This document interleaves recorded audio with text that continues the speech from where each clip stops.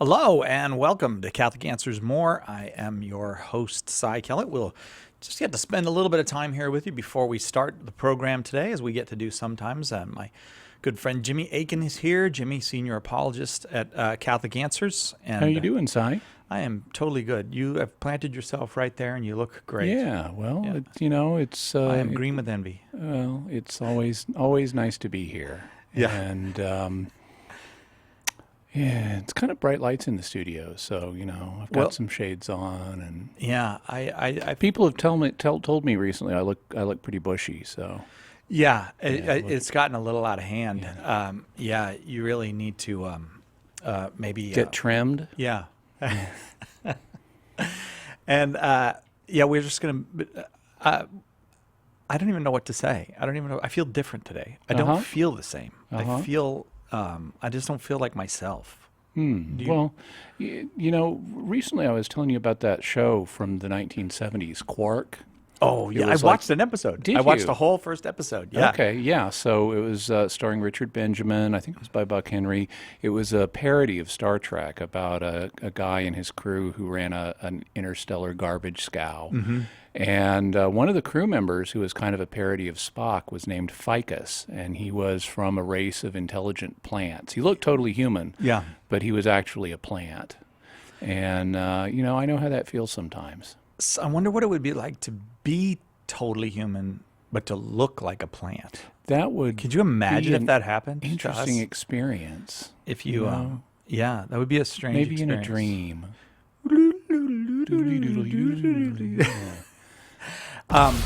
What? Want me to make an explosion happen? Yeah, And let's then- do that. Okay, then we'll turn back into people. Okay, All right, ready? Here it goes.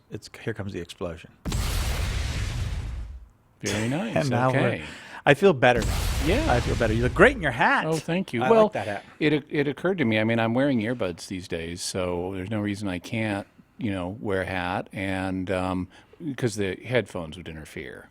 If you, that's true. I cannot wear a hat. 'cause I'm And wearing- on Catholic Answers More, we metaphorically let our hair down, but my hair is always down. It so is, yeah. I figured rather than letting my hair down, I would do something else with the hair on my head, like put on a hat. It suddenly occurred to me to ask you an extremely personal question. I wonder if I can do that on the air. You may or may not get an extremely personal answer. Okay, I'm thinking that if I were of your current stature of beard and hair, Okay.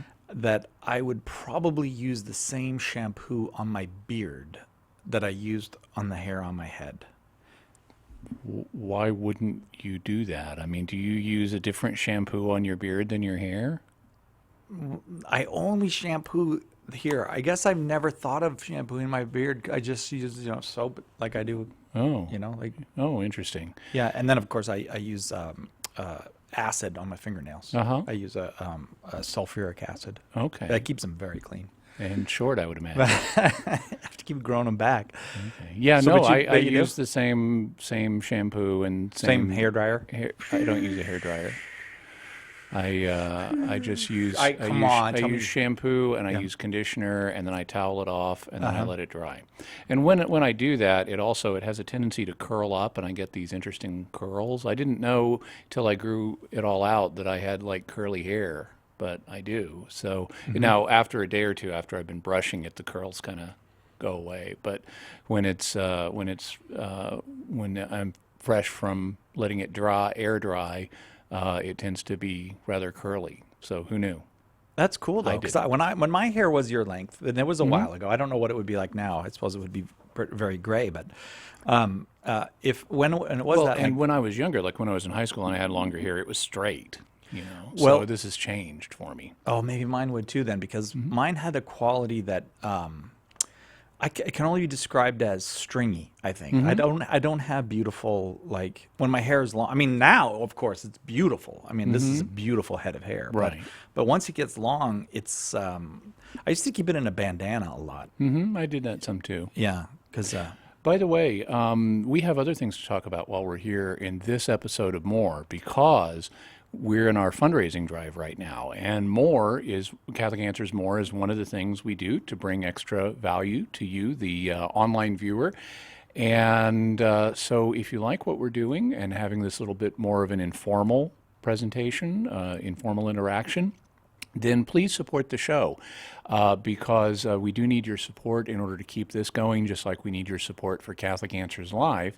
And we'll be talking about that in just a few minutes. But first, we mentioned yesterday we have a special challenge. So last time, during our last fundraising drive, we had a challenge to where we would, if we raised a certain amount of money, we would eat umeboshi, which is a very sour and very salty Japanese type plum. And we raised the money and we ate umeboshi here on the air and described our reactions. Sai loved it. He couldn't get enough of it. I have it once a week now. We have a umeboshi night at my house. Yeah. It gets crazy. Awesome. Up in there. But we have a new challenge for this time. And so we talked a little bit about that yesterday. But the challenge for this time is if we raise $1,000 on through Catholic Answers More, then Sai will eat a mystery food. He does not got to be know kidding me. what the mystery food is. I've already picked what the mystery food is. And if you would like to see Sai eat something that he doesn't know what it is, Let me just look inside. well, you can Real look quick. inside, but it won't be very informative because What's there's Sai's mystery food? there's nothing in the box. Oh, come on, Jimmy. That's Not just yet. mean. It's a visual aid. It's a turtle. You're going to make me eat a turtle? I'm not going to It's make you not eat a a turtle. turtle. But anyway, so if I already know what it is. I would love to serve it to Sai. It's not anything disgusting for most people, but it is something Sai wouldn't normally eat. I'll put it that way. In fact, it's something most people would not normally eat. And so it should be very interesting to find out what Sai's mystery food is. And, I can put it in this box and bring it in and let you have it. If people donate $1,000 in connection with Catholic Answers More. And the way to do that is by calling 888-291-8000. We'll be repeating that number multiple times today, or going to CatholicAnswersRadio.com. Once again, it's 888-291-8000. We have people standing by on the phone lines right now. And you can also go to CatholicAnswersRadio.com and just use the word mystery. And that will tell us that you want to make a contribution towards seeing Sai eat that mystery food. So it doesn't matter how big or how small your gift is. If you want to see Sai eat the mystery food, if you want to know what the mystery food is, then make your donation by calling 888-291-8000 and using the word mystery. I think I know what the mystery food is. Okay? If I guess it, Will I change it? you'll change it. Well, so what's your guess? I just realized that you posted on Twitter the other day actual green eggs and ham.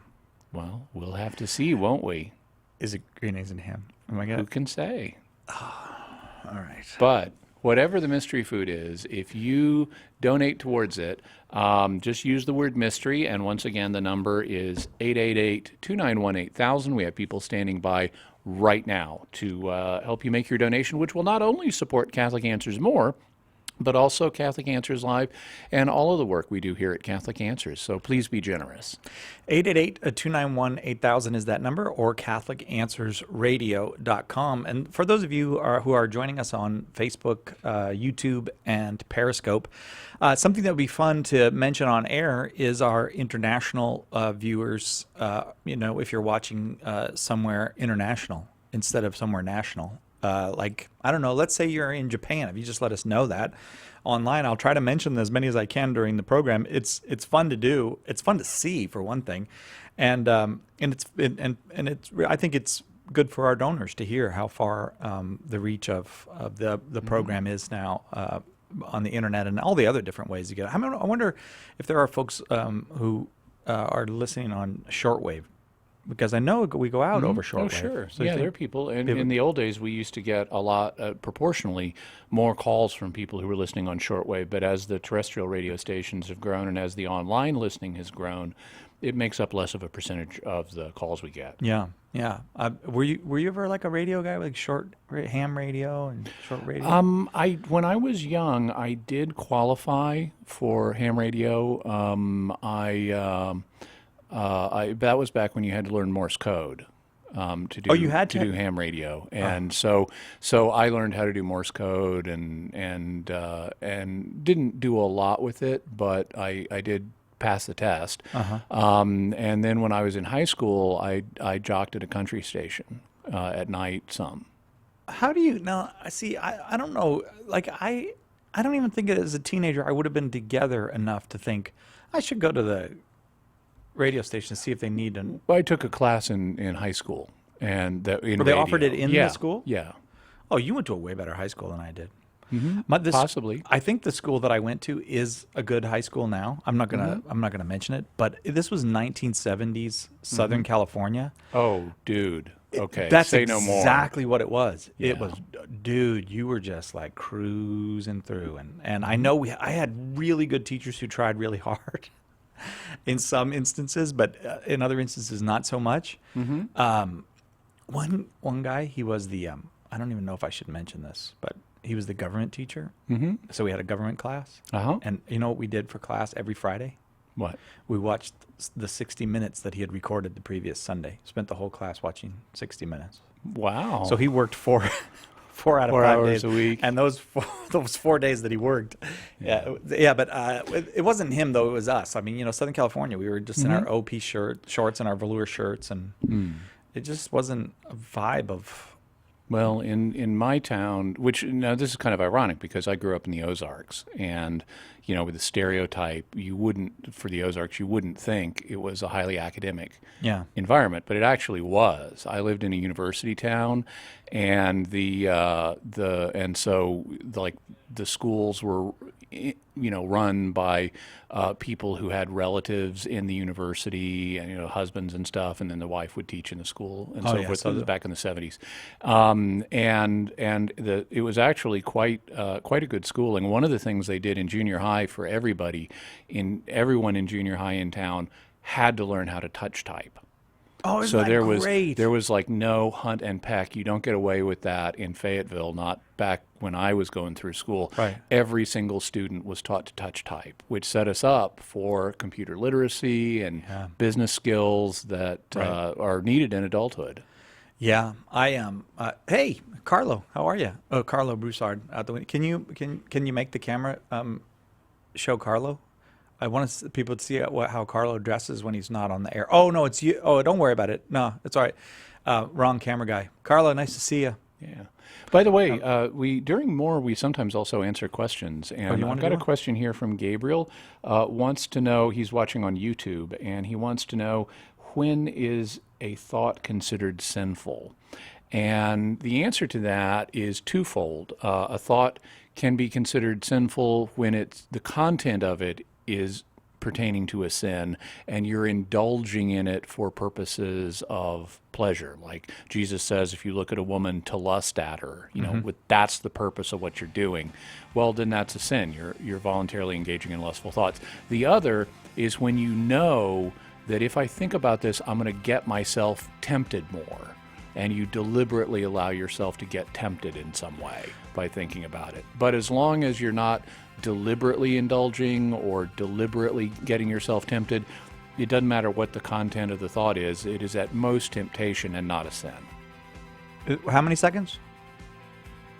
Okay, but like, let's say I was angry at someone and I was like, mulling and like generating more anger within myself, ginning Well, up my if anger. That's you're sinful? if you're doing it deliberately, well, anger is a feeling, first of all. Yeah. And it can tempt you to will someone's harm. Yeah, okay. And okay. that's, if you're willing someone's harm, that's the problem. But having an emotion itself is not, and having anger itself is not a sin. As both the Old Testament and the New Testament say on occasion, be angry and do not sin. So okay. the way Paul puts it is, be angry and do not sin. Do not let the sun go down on your anger. So you can have the feeling of anger, and it's not a sin, but you don't want to dwell on it because that'll lead you to harm yourself and others potentially. All right, you're safe then, Carlo. Don't worry. Don't forget, Size Mystery Food. Use the word mystery when you call 888-291-8000. Welcome to Catholic Answers Live, the program where you participate with your questions about apologetics and evangelization, including the most important theological, spiritual, moral, and social issues facing the world today. Call now with your question for today's guest. Toll free 1-888-31-TRUTH. That's 888-318-7884. Now, from San Diego, Catholic Answers Live. Oh, we just don't stop around here. Another day of open forum here at Catholic Answers this week. It's Thursday. We usually do open forum on Thursdays, but this is the third time this week we've done it, and we just love getting your calls. 888-3... Sorry. 318-7884 The is the reason number to call in with a question. Yes. 888... Say it again, Jimmy. 888-318-7884. That's It's okay. I've been doing the show since 1998. Yeah, well, but I'm looking at the wrong number, see, because Right. we're doing pledge drive this week too. Right. And so I'm we have looking at the another wrong one. number that's prominently displayed here in the studio. And I could not get it out of my head. But so thank you for saying that. But any question that you have today on any aspect of the Catholic faith, you most certainly do not have to be Catholic to call. You can be Catholic and call, but anybody's welcome to call. We love answering questions about the Catholic faith, and we are ready and willing to take your questions. However, also today is the third day and the final day. As a matter of fact, we're in the final 2 hours now Right. of our pledge drive. Right. We only do pledge drive once every 3 months, and we only talk about it on the air for 2 hours on a Tuesday, a Wednesday, and a Thursday. So that's 6 hours, but it's really not even that because we also continue to answer questions during these shows. So we really try to keep the fundraising minimal, but it is something we need to have happen because this radio show, like any radio show, costs money to produce. I mean, we have electricity, we have internet in order to be able to pipe the signal to the networks. We have people's salaries we need to pay. We have the cost of the equipment. And then there's all the other work that Catholic Answers does. And so we need your support to keep the radio show on the air and to keep Catholic Answers strong. The number to call and make your donation is 888-291-8000. That's the mystery number that Cy was starting You're to say. a show-off, Jimmy Aiken. I'm also looking right at the number. It's 888-291-8000. And if you have trouble getting through, you can, or if you're listening later, if you're, say, listening on podcast at some other time, you can still support the show by going to CatholicAnswersRadio.com and making your donation securely and safely online. You shouldn't, if you're listening live, though, have trouble getting through because we've opened up our phone lines to where everybody in the building virtually is able to assist you. So you could be talking to all kinds of different people, all the way up to our president, Christopher Check. We're really committed to making it easy for you to be able to call in and make your donation. So the number again for that is 888-291-8000. You'll hear us saying it periodically through the show, but now's a good time to call. It's, once again, 888-291-8000.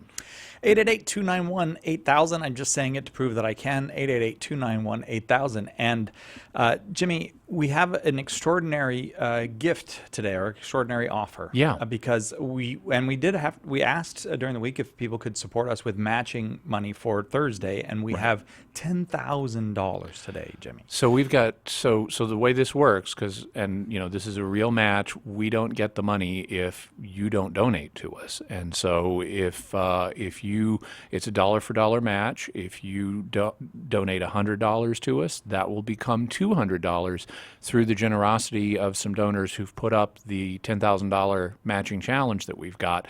But we've got to get started on that because we only have less than 2 hours now to talk about it.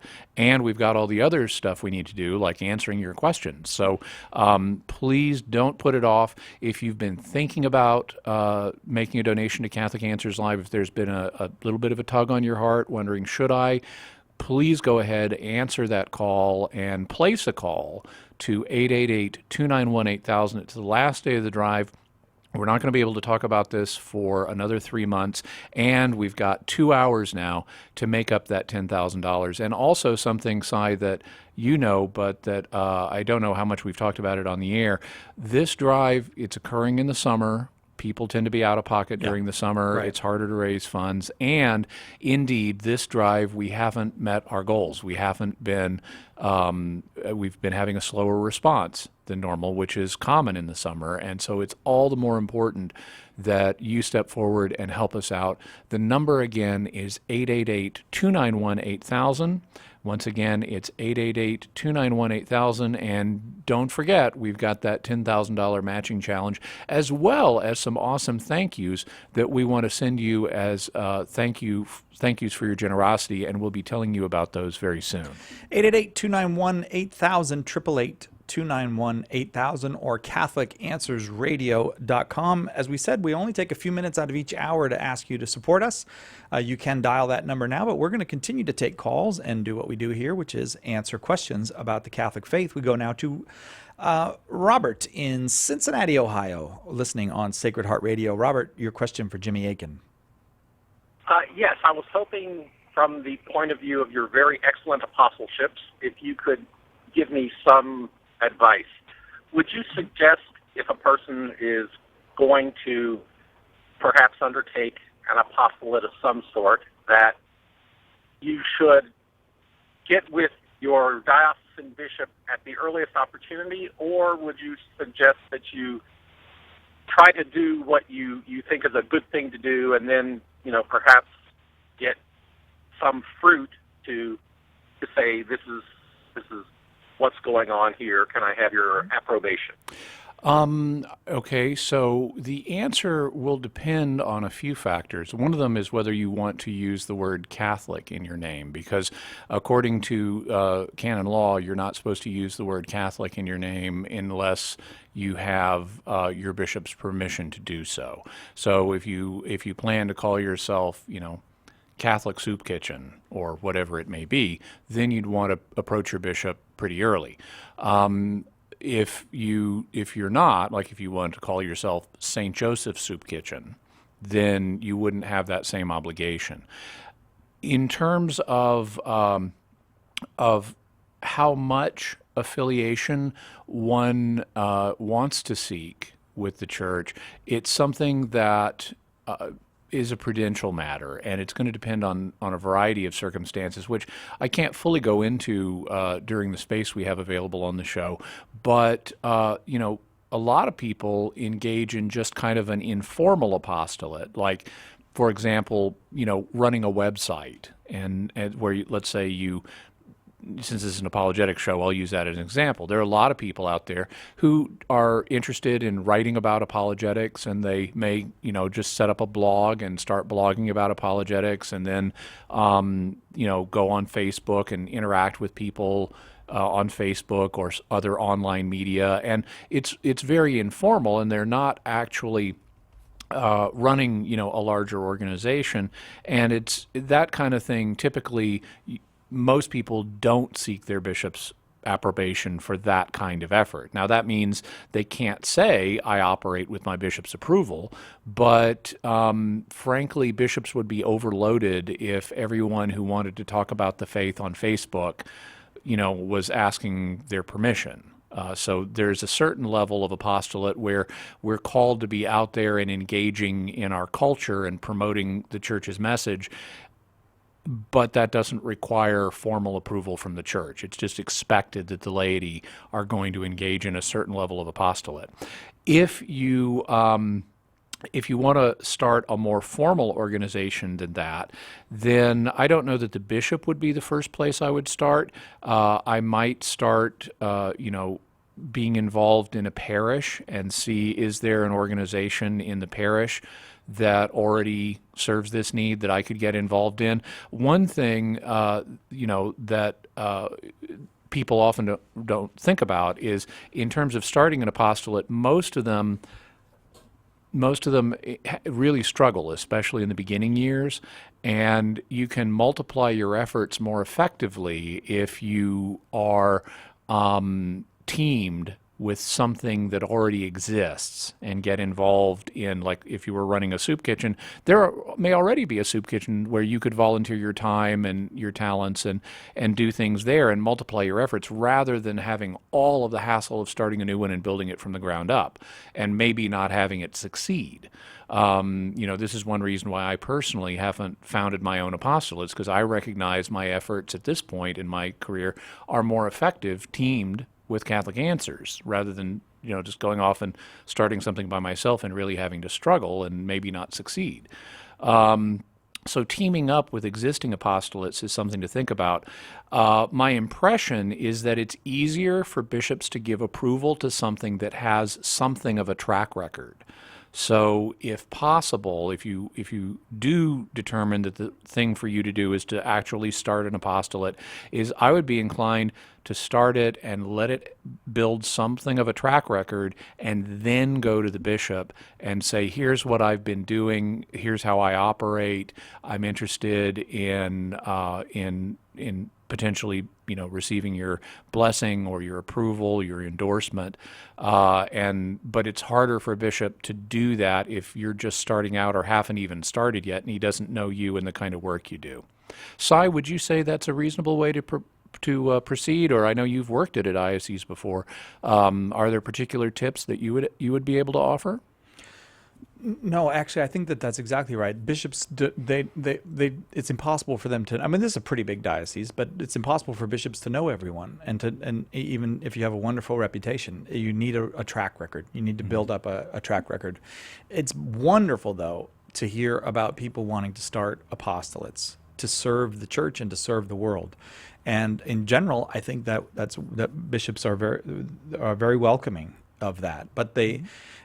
For example, like as you said, I mean, if you want to use the word Catholic and you want to do so in a way, you always want to be in union with your bishop with everything that you do. But there's a specific canon law requirement if you want to use that word. Yeah, and you want to be really you want to just build that relationship with the bishop. You don't want to come in out of nowhere and just drop that on them. Robert, is that helpful to you? That is very helpful. That's almost as if you guys have been thinking about, serving the church for years. It's uncanny, isn't it? I'm planning on getting started here soon, Robert. Thanks, Robert, very, very much. And God bless you in your efforts. And God bless all of you who have called in the intervening moments since we told you about our pledge drive ending today. 888-291-8000 being that number that you can call, 888-291-8000, $10,000 match. And as Jimmy was saying, it hasn't been stellar. I don't know how to say this in the best way. It's been slower than it's been slower than we right. And we don't come back to you and say, well, we got to fill that need, or we'll make do on what we get these 3 days. Yeah, right. We're probably not going to. Actually, we do have some folks who have been calling in already. We do in the last few minutes. Peter from Ohio has made a one-time gift of $150. That's $300 to us. Which is $300 to us. Understand right. that. Jeffrey from Indiana has donated $50, which then becomes $100 with that $10,000 match. Marion has offered $240, so that'll become $480, almost $500 in value to us. Richard has made a one-time gift of $100. That becomes $200. John has offered $15. And we appreciate that very much. That becomes $30. Anthony has raised his gift, and this is something that people can always do. Even if you've given before, you can call back and raise your gift. He's raised it. It's a $25 gift he made on Tuesday. It's now going to be monthly.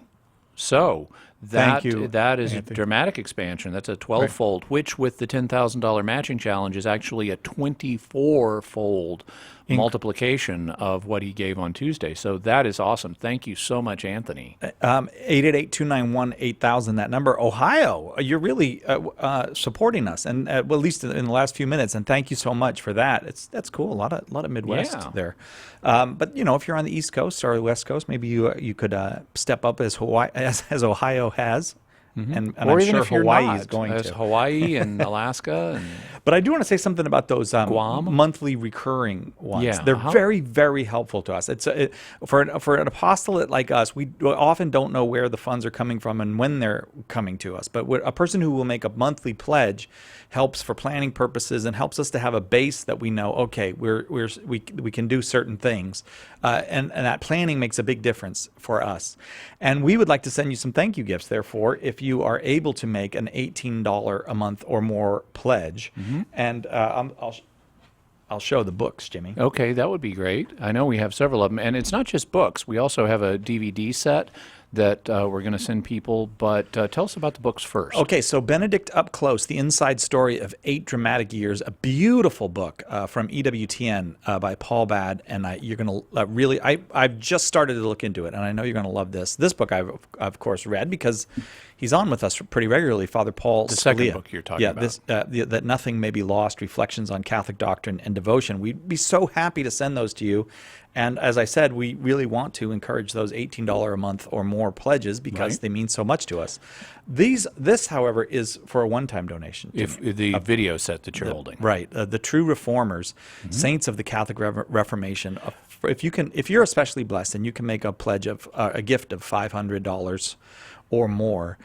This is from the Augustine Institute. Everything they do is just top notch. They're just as good as can be. So they're a school, and so they're in the business of education, just like we are. So they're really skilled at communicating information, and this is a particularly interesting series because, as you say, it's devoted to the saints of what they're calling the Catholic Reformation, which you may also know under another title, the Counter-Reformation, because when the Protestant Reformation that we hear about all the time, when that occurred, there was a reaction in the Catholic Church. There were some things in the Catholic Church that needed to be fixed because the Church always needs to be reformed in one way or another. Humans are imperfect.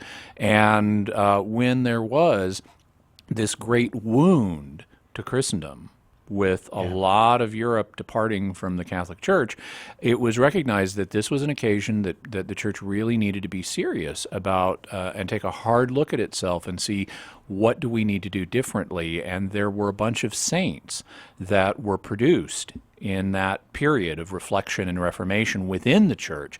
And so this video series goes through the lives of St. Thomas More and St. Ignatius of Loyola, Philip Neri, Charles Borromeo, Teresa of Avila, and Francis de Sales, and provides you insights on their lives, which of course then relate to our lives today and our historical circumstance and how we can live and imitate their virtues and what we can learn from them. So that's available for how much, Si? If you're able to make a gift today of $500 or more, we're so happy to send that to you along with those books. 888-291-8000. And with that $1,000 or $500 donation, that'll effectively for us become $1,000. Right, because we have $10,000 of matching money today. So if you're someone who would say, "Oh, I'd love to give $1,000 to Catholic Answers," and if you can, please do.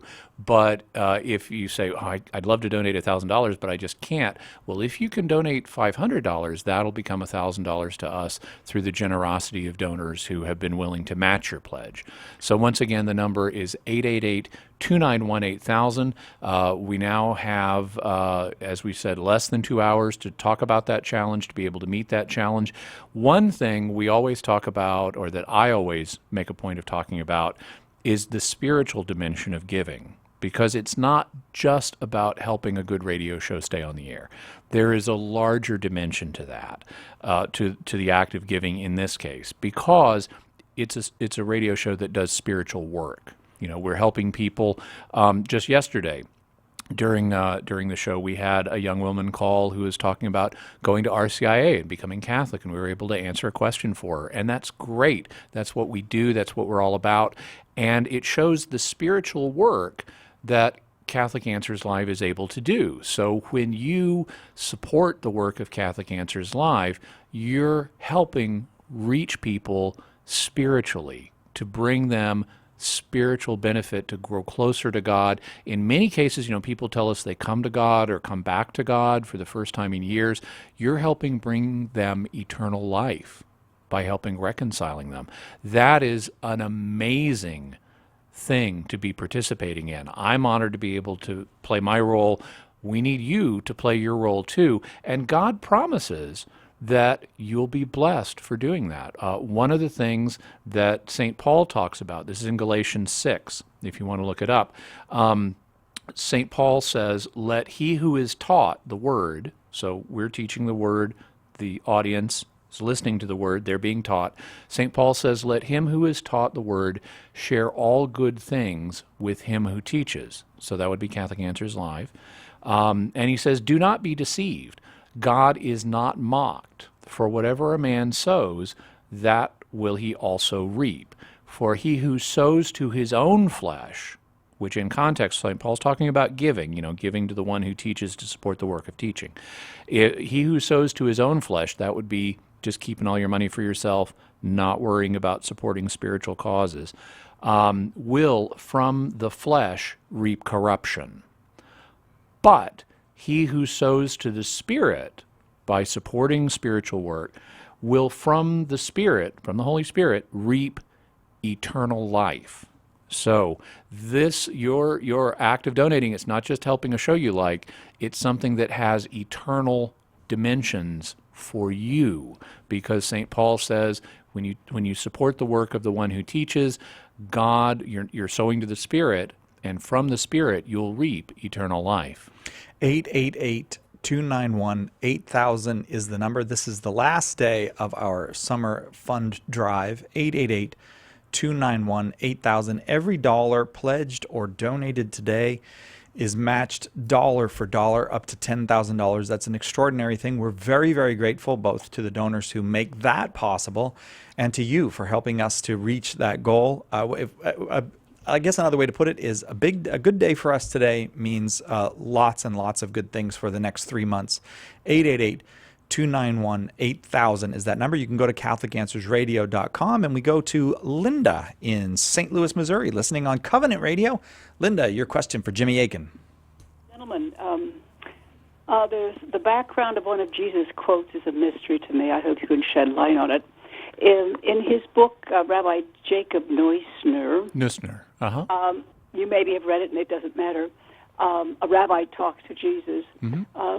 He's going through the chapter in Matthew, I think it's 6, when Jesus said it's not enough just to keep the 10 Commandments, but go beyond that to the Spirit. Eschew adultery, even more, don't lust. And the quote, the rabbi in question is, you have heard it said, hate your enemy, but I say, love your enemy.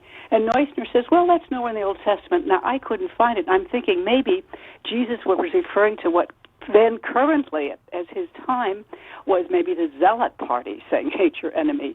Can you shed light on that mystery for me, gentlemen, please? So in this particular passage, I don't have the book in front of me. I have a copy of it at home, but I don't have it in front of me. A rabbi talks to Jesus. Are you saying that Neusner says hate your enemy is not in the Old Testament? Or is he saying love your enemy is not in the Old Testament? Linda, are you there? Both of them. I thought he was saying hate your enemy is not. Okay, well, it's true. Hate your enemy is not in, there's not a command to hate your enemy in the Old Testament. But Jesus isn't saying that there is. Jesus is talking about a number of texts from the Old Testament because there is the text in the Old Testament, love your neighbor. That is from the Old Testament. But then Jesus is talking, similarly, like, thou shalt not commit adultery is an Old Testament text. But Jesus is interacting with how these were popularly being interpreted in his day. And so in his day, there were people who were saying, okay, in the Old Testament it says, love your neighbor, but you don't have to love your enemy. You can hate your enemy. And so there were people who were trying to draw a sharp limit around the love your neighbor application by limiting who's your neighbor, and which is something that crops up elsewhere in the Gospels where people ask Jesus, so who's my neighbor? And he extends it universally. But other people were contracting that and saying, okay, maybe you got to love your neighbor, but you don't got to love your enemy. You can hate him. And in fact, given the fact that someone's our enemy, our natural inclination is to not like them and to hate them and to try to do things to harm them if they're our enemy. So that's the natural inclination that we have in our fallen condition. But God loves everybody, is Jesus's point, and so he wants us to love everybody in terms at least of willing their good. Doesn't mean we have to have warm feelings all the time about them, but we do want to will their good even for our enemies. Thank you so much for that call. More questions and answers when we come back, and some more people to thank. 888-291-8000 is the number. Please call and support Catholic Answers. Catholic Answers Live would like to take this opportunity to thank our partners in airing our daily program. Please support the stations and networks that carry us each day, ensuring that we have a platform for broadcasting the show. And please bear in mind that while we don't have to pay for airtime on our affiliate stations, neither do they contribute to the operating costs we incur. It's a great relationship, but it requires that we turn to you, our devoted listeners, for your prayers and financial support to cover our ever-growing expenses. Please call 888-291-8000 right now and help to keep Catholic Answers Live strong. That's 888-291-8000. Or you can donate securely online at CatholicAnswersRadio.com. What began as a humble one-hour daily show that was carried by 4 stations has, with the generosity of many fantastic people like you, blossomed into a 2-hour broadcast heard on hundreds of AM and FM stations, the internet, Sirius XM radio, Facebook, YouTube, and via podcast. We don't make that possible. You do. We simply cannot continue this media mission without your most generous gift today. Call 888-291-8000 or log on to CatholicAnswersRadio.com and donate now. People tell us all the time how much they depend on Catholic Answers Live to help them better learn, live, and share their faith. What they're really saying is they depend on you for that. Will you come through for them right now? It only takes a couple of minutes to make a huge difference at 888-291-8000 or CatholicAnswersRadio.com. Again, 888-291-8000 or CatholicAnswersRadio.com. No matter how much you give, be assured of our gratitude and know that God will richly bless you. Phone 888-291-8000 or go to CatholicAnswersRadio.com. It's important that you take this important step right now, today, to make sure that Catholic Answers Live is here tomorrow and for years to come. Thank you so much. God bless you.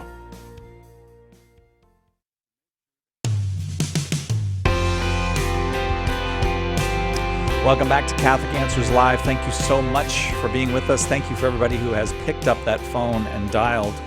Last day of our summer pledge drive. Right now, as a matter of fact, we're in the last hour and a half of our pledge drive. We won't come to you again for another 3 months to ask you for your support, but we do need to come to you to ask you for your support so that we can be fully funded in what we do for the next 3 months. 888-291-8000 is the number to support Catholic Answers right now, and every dollar you give is going to be matched dollar for dollar. Exactly, and so that means that Tucker in Iowa, who called in with a $100 donation, that becomes a $200 donation. Martin in Louisiana, who called in and made a one-time donation of $500, that becomes $1,000. Mike in North Carolina called in with $25. That's going to become $50. Bambi called in with $25 a month, so that's going to become $50 a month. Mike from Nebraska also $500. That becomes $1,000. Alice from Norfolk, Nebraska, $50 becomes $100. Susan from Florida, $30 a month becomes $60 a month. Peter from Ohio, $150 becomes $300. And those are the most recent updates I've got. But wow, that's so generous of you people. Thank you so much. We have only now 90 minutes on air to be able to talk about this $10,000 matching challenge that we really need to meet. We, as we mentioned earlier, are fundraising this time. It's summer, it's slower, it's not where we need to be. And so now that we have this opportunity to have that $10,000 matching challenge today, we really need you to help support us in meeting that.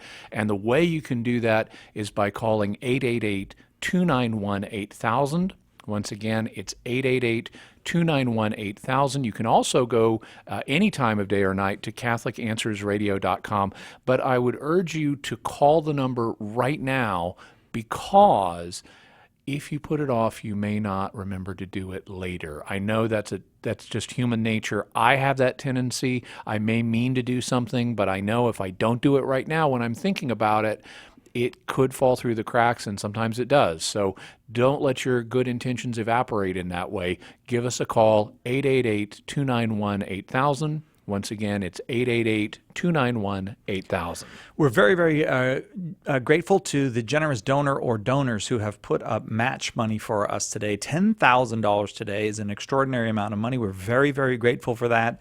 If we can match that, that makes for a very, very successful day for us. And a successful day means months of being able to continue to do what we do at the rate and the pace that we're doing it. As we've said, Jimmy, we're trying to expand constantly into new areas, not because we're busybodies, but because the world it expands into new areas, and the gospel of Jesus Christ is supposed to be everywhere. It's for everyone in all places and all times. And if the world is going to move to virtual reality, well, we've got to move to virtual reality. If the world is on Instagram, we got to be on Instagram. Right now, we've got thousands of people who watch us each day on Facebook or YouTube or Periscope. That's something that even just a few months ago we weren't able to do.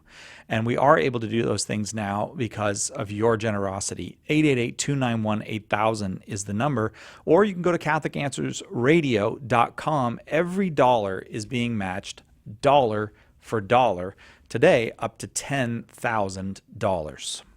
We go now to Ryan in Midland, Texas, listening on Guadalupe Radio. Ryan, you're on with Jimmy Akin. What's your question? Well, Jimmy, my question for you is, when John the 23rd introduced the 1962 Roman Missal, did he introduce it as a way to supersede the 1570 Missal that Pius V introduced, or did he simply release it as a new and improved version? Each edition of the Roman Missal that came out after the 1570 edition replaced the one that came before it. So there were multiple editions. Periodically, popes would issue updates. They'd make small changes in the prayers of the Mass. Like, for example, when the Leonine prayers were added, that involved releasing a new edition of the Roman Missal. And since the use of the Roman Missal was obligatory in most of the Latin Rite of the Church, each time a new edition of the Roman Missal came out, it replaced the use of the previous one. So the 1962 edition replaced the previous 1960 edition, which John the 23rd had also released. Okay, Ryan? Yeah, that helps nicely. Can I add one other thing real fast before Real I quick. trot off? Real Yes. quick. Sure. When the 2011 Mass revision came out with the new Missal, why was the Order of Christian Funerals, Rite of Marriage, and another book called Holy Communion and Worship of the Eucharist outside of Mass not released as well to coincide? There are, the reason has to do with the publication timeline that's involved in all of these. The Roman Missal, which is the book of prayers that the priest uses at Mass, is only one of the Church's liturgical books. Others, like the Order of Christian Funerals and the Rite of Christian Marriage and the Rite of Christian Initiation for Adults, RCIA, all of those are separate liturgical documents, and they all have their own timeline for when they get published. And one of the things that you're aware of, if you, like I do, if you track what the Bishops' Committee on Divine Worship is doing, is you can see the different translations proceeding through the pipeline, because they have different stages where they get an initial draft done and then it gets approval by the bishops, but they make some tweaks, then they come back, they have to consult with other bishops' conferences that also use English translations, then they get to a final text which is approved by the different bishops' conferences, which is then submitted to the Vatican, and all of this takes rather a lengthy period of time, and so they're in process of constantly updating translations of different liturgical documents. The fundamental reason, though, was that it was the Roman Missal that got a new edition. which was actually back in 2002. The other documents didn't necessarily get revised at that point. They get revised at other points when the Vatican deems it appropriate to do so. So, for example, the rite of exorcism got a revision at a different time than the Roman Missal, and it then began its process through the translation and approval system. Okay, Ryan? Gracias. De nada. De nada. We go now to Anonymous in Omaha, Nebraska, listening on Spirit Catholic Radio. And Anonymous, before I put you on with Jimmy, let me just give folks that number again. 888-291-8000 is the number to call and support Catholic Answers. And I want to keep mentioning it because we have that $10,000 match that we would like to use all of today. That's And 888. less than 90 minutes to talk about it. 888-291-8000. Thanks for hanging on there, Anonymous. Your question for Jimmy Akin. Thank you. And I'll plug the website, too, CatholicAnswersRadio.com, because I went on that yesterday and made a pledge. It's real easy to do. Oh, Awesome. you are Thank you, all right. Anonymous. Thanks. Yay. Well done.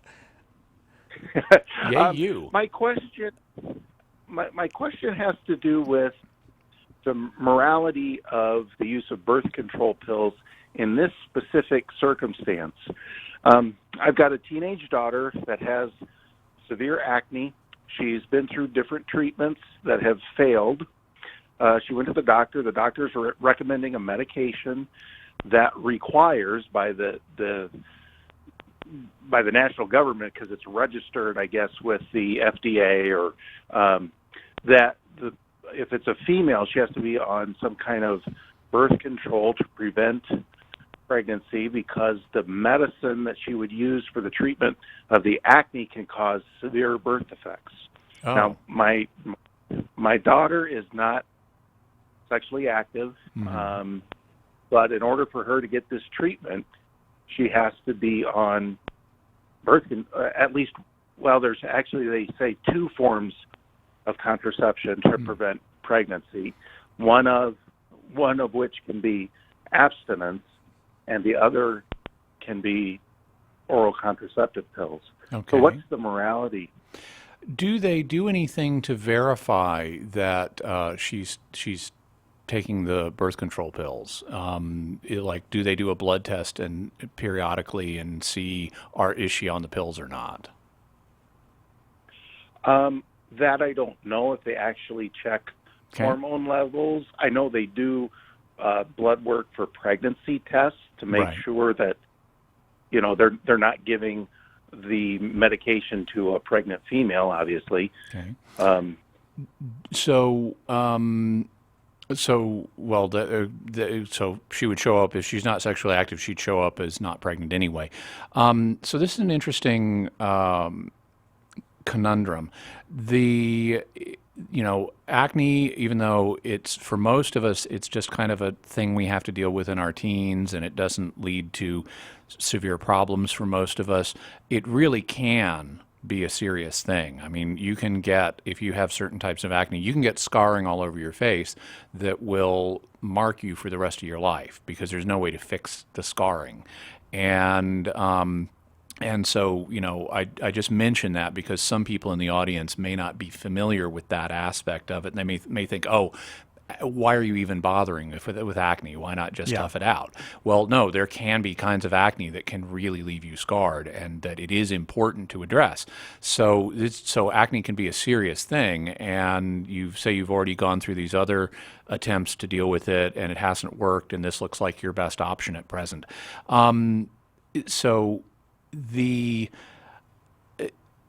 Assuming that she is abstinent, which I take you at your word, and I assume she is, then doing something in addition to that to avoid pregnancy is something that obviously isn't necessary.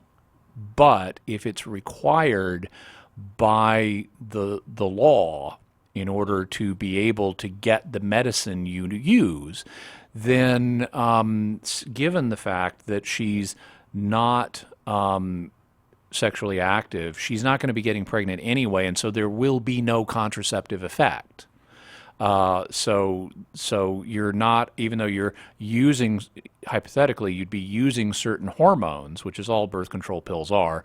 They're hormones that have one of their effects is contraception if you're sexually active.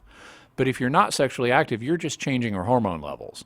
And if the government requires you to change your hormone levels, but she's not sexually active, then she's not contracepting. She's just changing her hormone levels, and that can be justified for proportionate reasons. So, there are other health risks that are associated with the use of hormonal contraceptives. So you have to factor those risks in as well. But if you, in consultation with your doctor, deem that the problems posed by the acne are potentially severe enough that it needs to really be arrested and dealt with now, then you could morally licitly have some other hormone levels adjusted, but that would not result in contraception, in a contraceptive effect, because she's not sexually active. That would be morally illicit. Another possibility would be simply saying, okay, we're going to pick up these hormonal pills at the store, but since we don't have a need to use them, we're not going to use them, and we'll just say thank you very much. And if they don't check, they don't have to know. Because discrete speech, as the Catechism says, can be justified for proportionate reasons. So you could always pick up the pills, say thank you very much, and then not use them. Mm-hmm. Well, thank you. That's very helpful, and it's actually a relief because I was very concerned about that. But the way you explain it makes sense. That it's not for a contraceptive effect. Right. So that makes sense. That's the problem. And there are even situations where there can be a medical problem where you need those hormone levels adjusted just to directly address the medical problem. And in those similar situations, there are some where getting a hormonal adjustment is what's required, and it's not for contraceptive purposes at all. Thank you so much, Anonymous, for that call. It sounds like that was helpful, and that's what we love to do here on Catholic Answers. It's a privilege to do it. It's also a privilege to get to thank some people. I really want to thank some folks now. Lori, thank you so much for your $25 gift, which for us becomes $50 because we have a dollar-for-dollar match today as we close our pledge drive today. Kathy in Omaha, also a $5 gift, which becomes $50. Frederick from Maine, a $50 gift becomes $100 for us. Also, Brent from Ohio, a $100 gift becomes $200. Jim from Kansas, a $200 gift. Well, Jimmy, you can do the math, $400. Joe, a $250 gift. John from Texas, a $500 gift. So that becomes $1,000. Yeah. Steve from Ohio, another $500 gift. So another $1,000. That's awesome. It means so much to us as we work our way through this last day. Actually, we're very close to just being in the last hour. We got about an hour and 15 minutes that we can be with you to ask you for your support. But if we're able to make $10,000 today because of that match, it becomes $20,000. So we really need your help. The number to call again is 888-291-8000. Once again, it's 888-291-8000, and we really appreciate all the assistance you're giving us. Like we said earlier, please give us a call and do it while you're thinking about it, because I know my tendency is to let things slip through the cracks if I don't do it while I'm thinking about it. Don't worry about missing an answer on the show while we're answering someone's call. You can always go back and listen online or on the podcast. In fact, you ought to download the Catholic Answers app and be able to listen to it on your phone or your tablet anytime you want. So it makes it even more convenient for your schedule. And building those apps to make them convenient for you to get the content you love is something that previous donors have supported.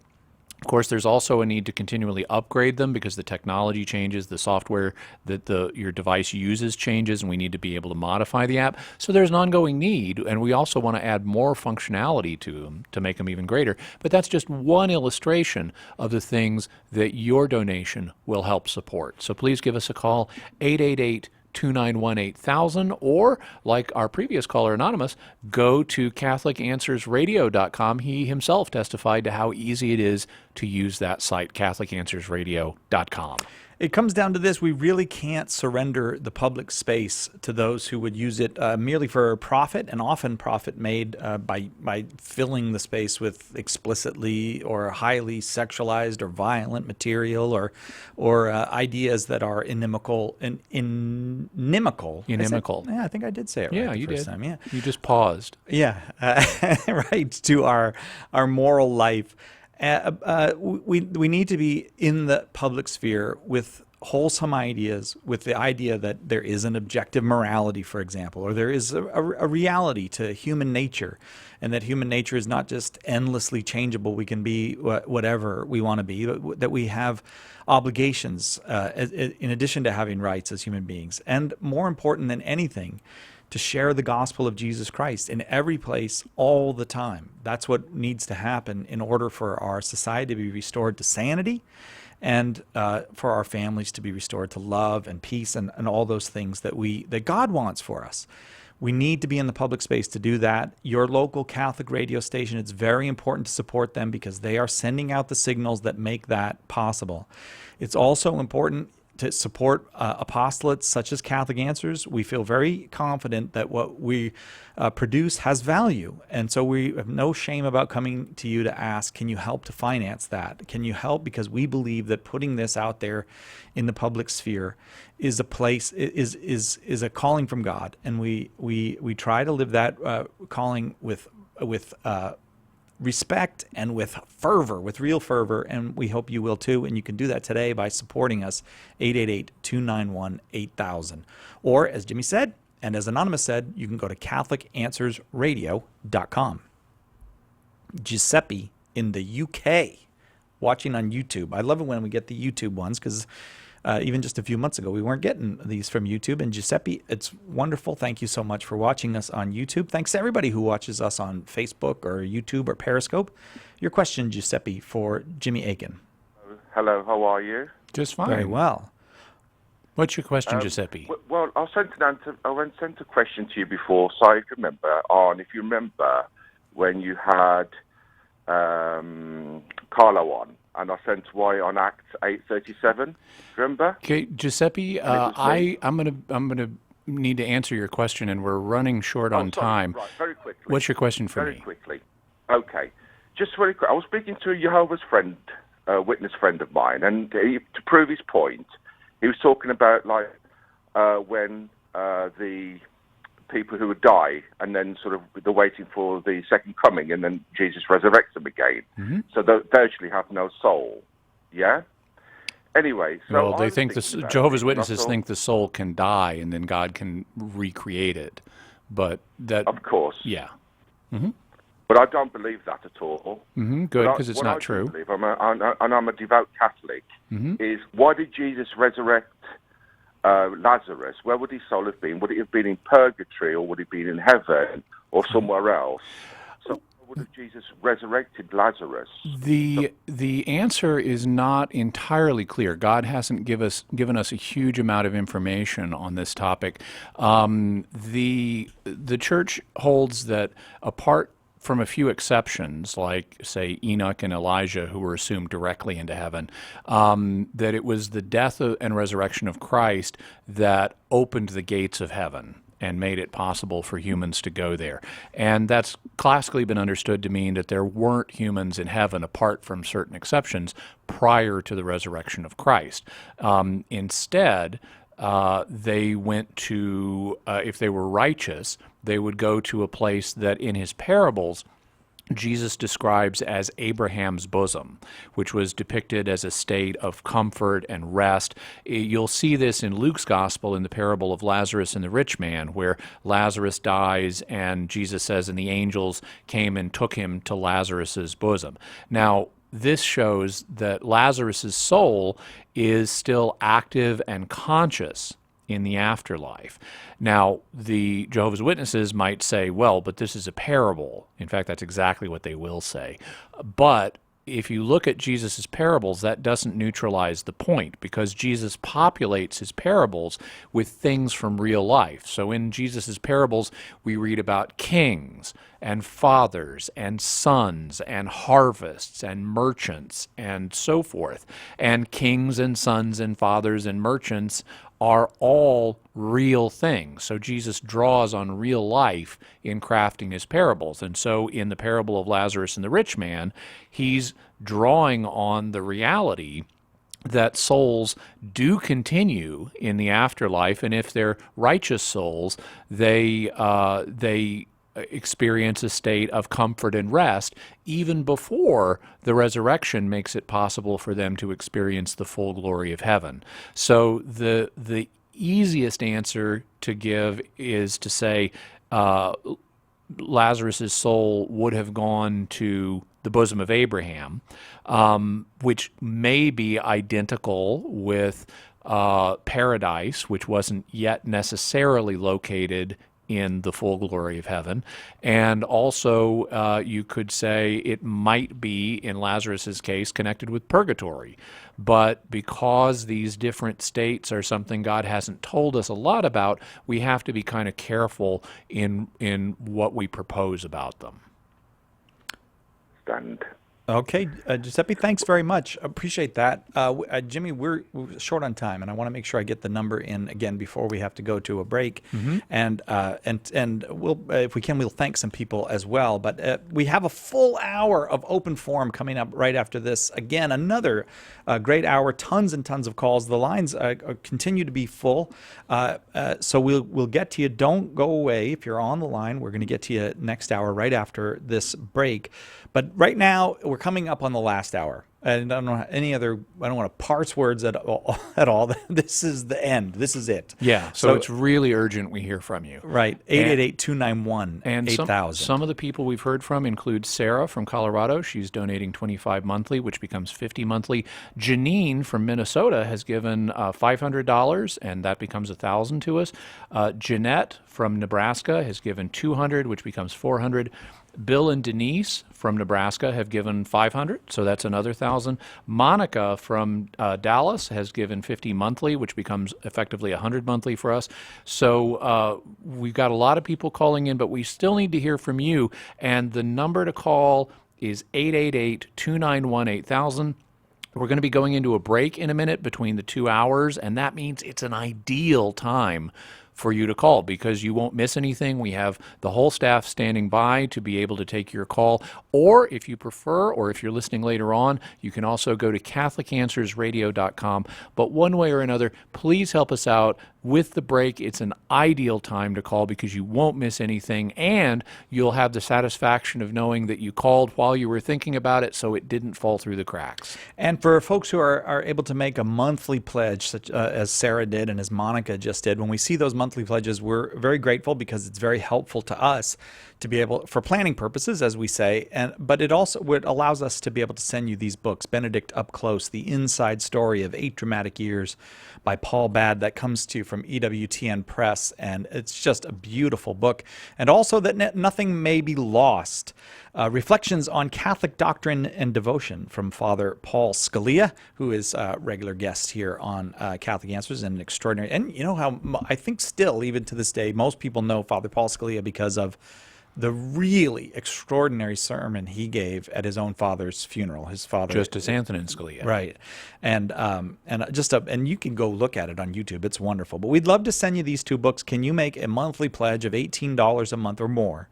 And when you make that pledge, we're going to be able to send you the books. But every dollar of that pledge for the full 12 months is going to be matched dollar for dollar by the donors today. And I have heard it is donors that have made it's more than one. Have made $10,000 available to us in order to be able to come to you today and really ask you for your help and to make a significant boost to any giving that you do today. If you give $500, as Janine from Minnesota, Jimmy just said, did, that's $1,000 to us. But if you make a $25 a month pledge, for example, that's $50 a month to us. I can't tell you how far $50 a month goes. It means so much. There's a lot of bills to pay around here.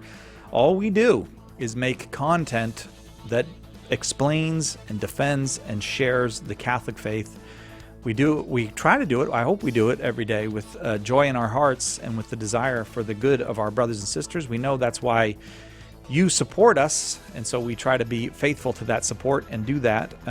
If you're feeling that joy in your heart, if you're happy that these messages are getting out and you want them to continue to get out to your neighbors all over this world, 888-291-8000. Dollar for dollar match today, 888-291-8000. We'll be right back with more Open Forum and Jimmy Akin on Catholic Answers Live.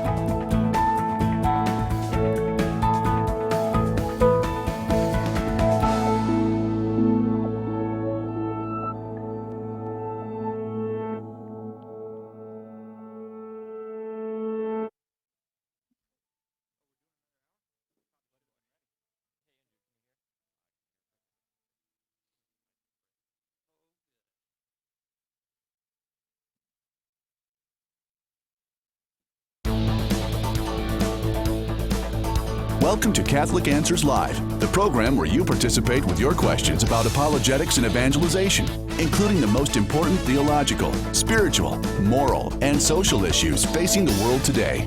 Call now with your question for today's guest. Toll free 1-888-31-TRUTH. That's 888-318-7884. Now, from San Diego, Catholic Answers Live.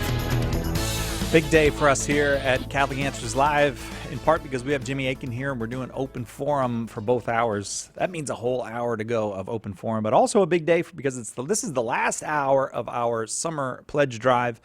Summer, as we have said, is a difficult time to raise funds, but our costs don't go down. And it's additionally a big day because we have a $10,000 match for today, meaning every pledge made today is matched dollar for dollar up to $10,000. The matching money comes from more than one donor.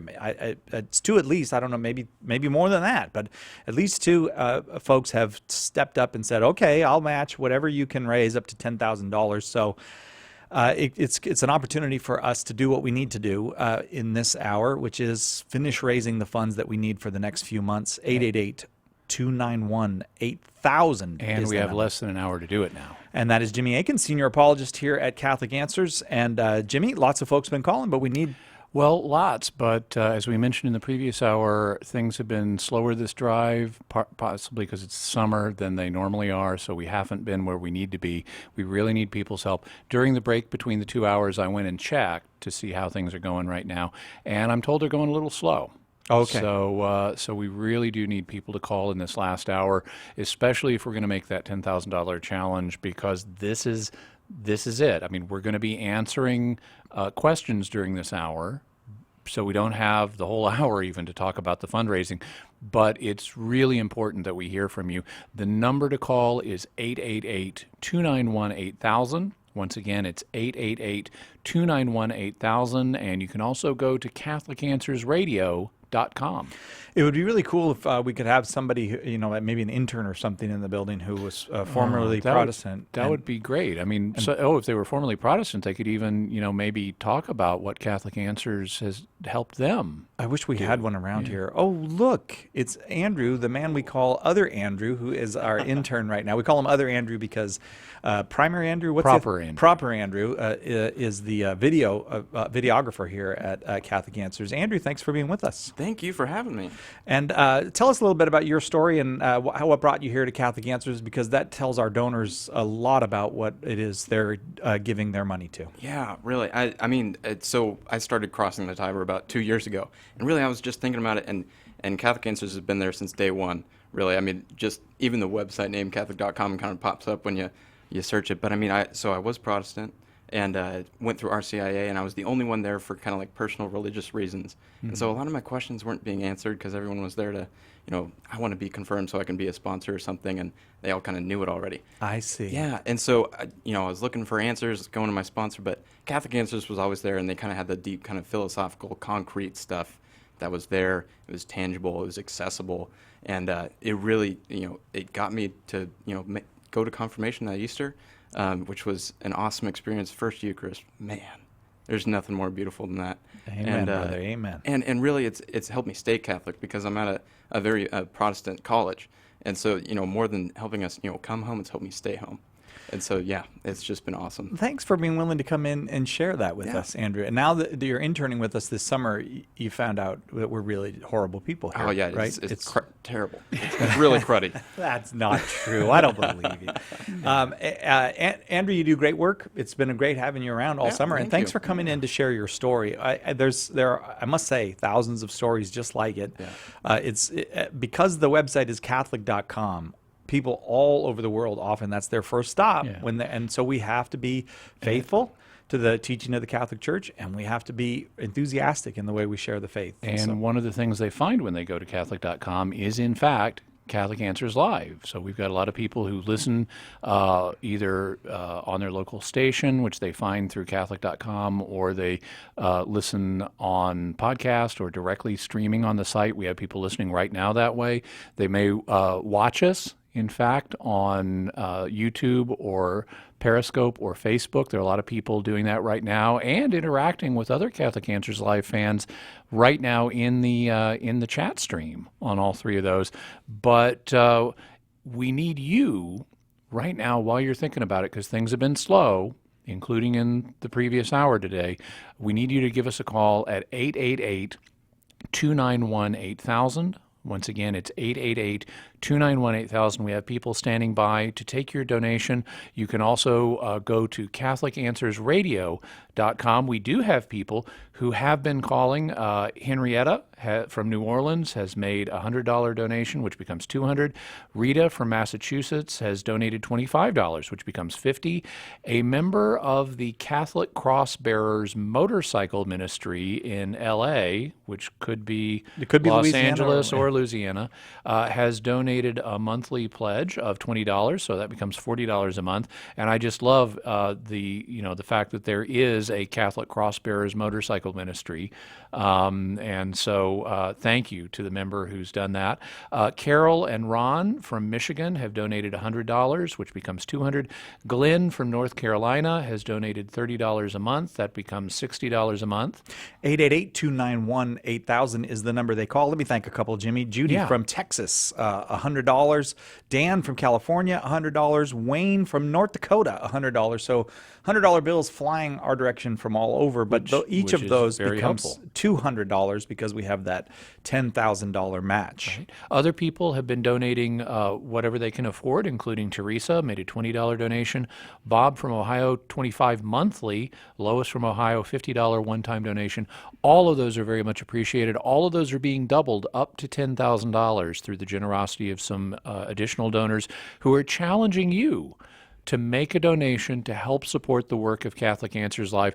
They see the value in it, and they encourage you and challenge you to also testify to the value of the work that's being done here on Catholic Answers Live and how it's transforming people's lives spiritually, which will have eternal consequences. You know, something I was thinking about during the break, actually, or just before the break, was, you know, we all work for a living, and some of us, like you and I, Sai, are privileged to be able to work directly doing spiritual labor, which is always a privilege. Most people have to work in the secular workplace, and they earn money by doing that, but by donating to support spiritual work, they take part of their labor from a secular office place and consecrate it and transform it into spiritual work by supporting those of us who are able to do spiritual work in a direct manner. So by making your donation, you're actually taking part of what you do during your ordinary workday and consecrating that and transforming it into spiritual work. So please give us a call. The number is 888-291-8000. Once again, it's 888-291-8000, and you can also go to CatholicAnswersRadio.com. Andrew, the intern, the other Andrew, give us the number and the website, will you? Exactly. And guys, just like Jimmy was saying, this is really spiritual work, so your prayers are also appreciated. But please call that number. The number is 888-291-8000. All right. Thank you very much. Oh, you did the 000 thing. Thanks, Andrew. Thanks very much for coming in. Thanks for everything you've done this summer. We really love having you around. 888-291-8000, that number. Let's go now to Israel in San Diego, California, watching on Facebook. Hi, Israel. Thanks so much for watching. What's your question for Jimmy Akin? Hello. Thank you, and praise be to God. Thank you for answering. Amen. Can you speak up, Israel? I have actually two quick, short questions, but I'm going to tell you one, and then you can tell me if I can ask the other one. Okay, real quick. So the first one is, how is different a lay blessing from a clergy blessing, like a blessing imparted by a priest? Okay, it's going to depend on the type of blessing that is being performed. For example, one where there's a major difference between the type of blessing is when a priest blesses or consecrates the Eucharistic elements, they actually become the body and blood of Christ. So that's something a layperson has no ability to do. So in that case, the blessing the priest performs is very, very different from the blessing a layperson would be able to perform. On the other hand, there are blessings, and you can find these in a document called the Book of Blessings. There are some blessings that the church has authorized not only priests to do, but also has authorized lay people to do. For example, the blessing of throats on St. Blaise's Day. That kind of blessing is different. It's not the blessing involved in a sacrament, it's what's known as a sacramental. And in this case, it's a sacramental that the church has authorized both laity and clergy to do. So in that case, the church's authority is behind the blessing, and it's going to be equal. There's no intrinsic difference between having your throat blessed by a priest versus having your throat blessed by a layperson who has been deputized to administer that blessing. So there's no intrinsic difference there.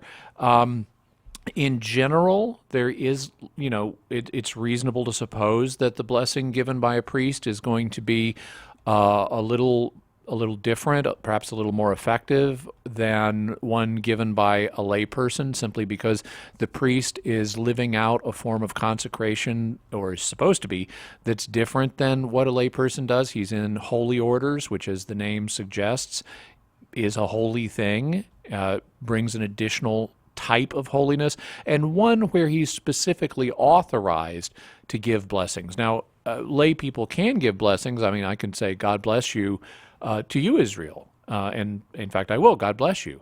But I'm not authorized by the church to give you a blessing in that way. It's something that is just that I can do on my own, just like a priest could do that on his own. But in addition to being able to do it simply as a Christian offering you that blessing, he also has the backing of the church in offering blessings. That's part of his function as a priest. And so it's reasonable to suppose that there's something additional, but there's no way to quantify that.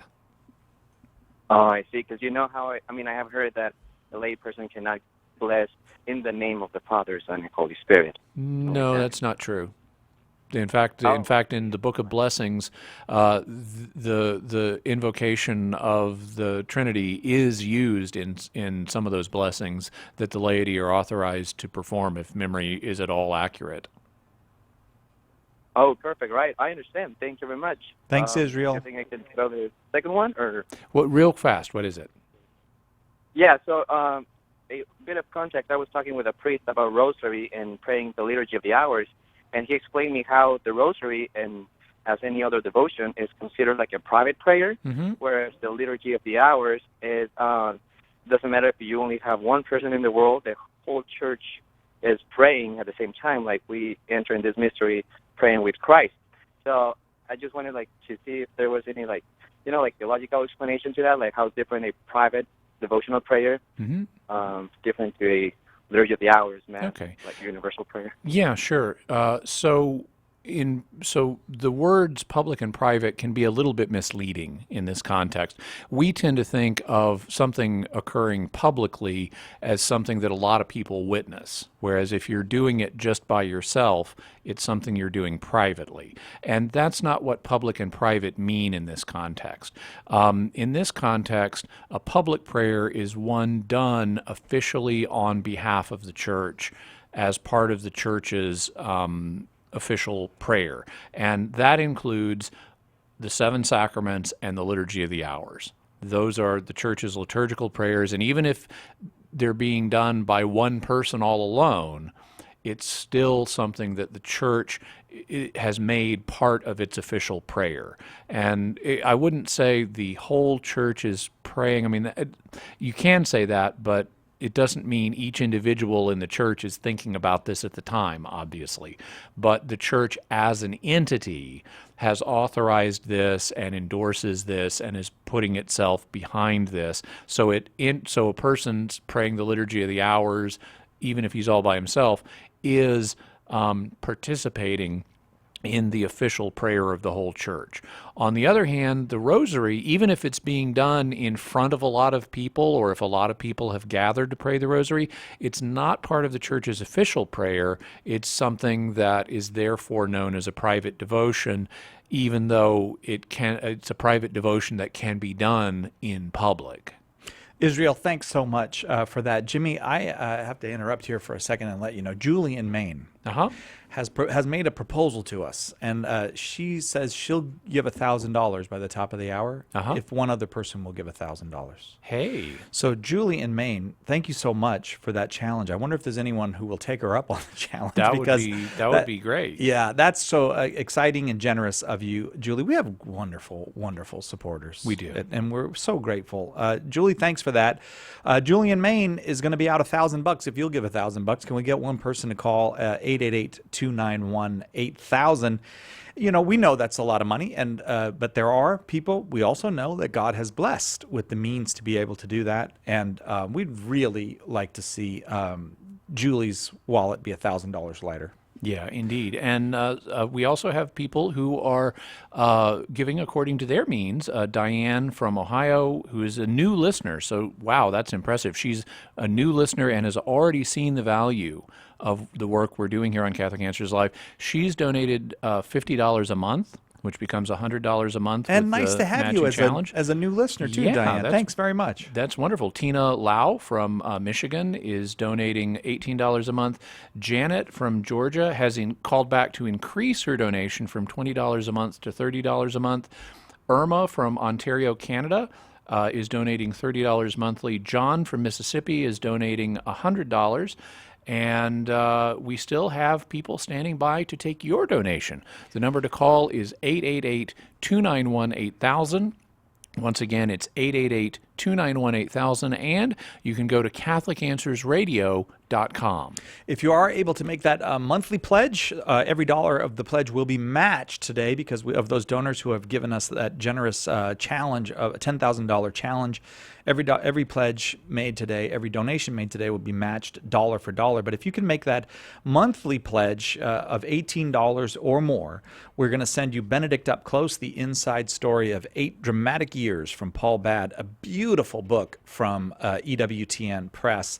And this one from Ignatius Press from Father Paul Scalia, That Nothing May Be Lost, Reflections on Catholic Doctrine and Devotion.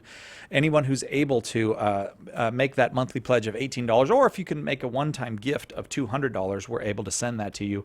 I've noticed there are some folks making $500 gifts, and again, we know that you have to be in a specially blessed position to be able to do that, and we're very grateful for that. But we would like to send you, because Augustine Institute has made these available to us. They do a fantastic job there at the Augustine Institute. True Reformers, Saints of the Catholic Reformation, a 6-episode, 3 DVD set, and a book to go along with it. It's a study guide to help you study as you do that. These are some of the most impressive people. I'm not talking about the Augustine Institute now, although they're impressive. But these are some of the most impressive people who have ever lived on this earth. Thomas More, Ignatius of Loyola, Philip Neri, Charles Borromeo, Teresa of Avila, just one of them, just a magnificent person. I guess I'm excited about her because I'm reading her autobiography again right now. Jimmy, it's so good, the autobiography. Don't spoil the ending. Well, but you know what's wild? Oh, and also Francis de Sales. What's wild about the saints of this era? Like as I'm reading Saint Teresa's biography, she keeps running into other saints. There's so many saints around at this time. It was an intense time. It was very intense time, right? Of course, it doesn't say, and then I met Saint so-and-so. No, she didn't know that they were. Yeah, right. And then I ran into St. Francis Xavier. 888-291-8000 is the number, 888-291-8000. If you can make that donation today of $500, it will be matched. That will be $1,000 to us, and we'll be able to send you True Reformers, Saints of the Catholic Reformation, a 6-episode DVD set and book. We go now back to the phones because that's what we do. We take calls, and we go to Andrew in Las Vegas, Nevada, listening on 970 AM. Andrew, your question for Jimmy Akin. Good afternoon, Jimmy. My question centers on the role of a young man within the church. Basically, my entire life, I've been raised as a cradle Catholic, going to private Catholic school, being homeschooled, and attending Mass at local parishes and young adult groups, high school groups, that sort of thing. The consistent message to me from the church during all this time has been to develop the virtues of compassion and caring and being sort of living out this very, I got to be honest, to me, it sounds kind of namby-pamby gospel message. Uh-huh. Whereas I go out to other sources of information in my life. I go out to various online communities, the guys I know at the gym, the military guys that I was friends with at school, and their message for being successful in life, which has seemed to work better for me so far, is go out, be tough, lift weights, drink scotch, drive fast, shoot guns, generally raise hell, and don't be soft and compassionate and namby-pamby because you'll get run over. So my question is, how do I reconcile these two messages as a Catholic man? Both of these tendencies are rooted in human nature, and they're found in both sexes. I mean, both men and women have the capacity to love, and they also have the capacity to be more aggressive. And so it's something that is fundamental to the human condition. Everybody of both genders has to deal with these tendencies and try to find the right way to use them and to integrate them in their lives. And that requires the development of the virtue known as prudence. Prudence is being able to know and do the right thing in the right situation. Now, when you encounter things like Jesus saying, love your enemy, there is exhorting compassion and things like that. There is an element of that where he's being, it's hard to explain this in a concise way, but there's an element of that that's an absolute. We always, by loving our enemy, we always want to will their good. But that doesn't mean we're going to be soft in dealing with an enemy. If you're at home and someone breaks into your home and is threatening your family, let's say at gunpoint, you want to will that person's good. You want to will that the home invader ends up going to heaven, but that doesn't mean that you don't take the steps needed to defend your family. You're entirely entitled in this situation, and may even be obliged in this situation, to pull out a gun and send him right on his way to heaven. That's in that situation one of the ways that, depending on the circumstances, you can both be loving to the person, even though he's a home invader. You want him to go to heaven, but you may be the one to send him there because you need to stand up and defend your family too. And so that's an example of the integration of both love and firmness. On the other hand, there are times when loving your neighbor may literally mean turning the other cheek and not insisting on your rights.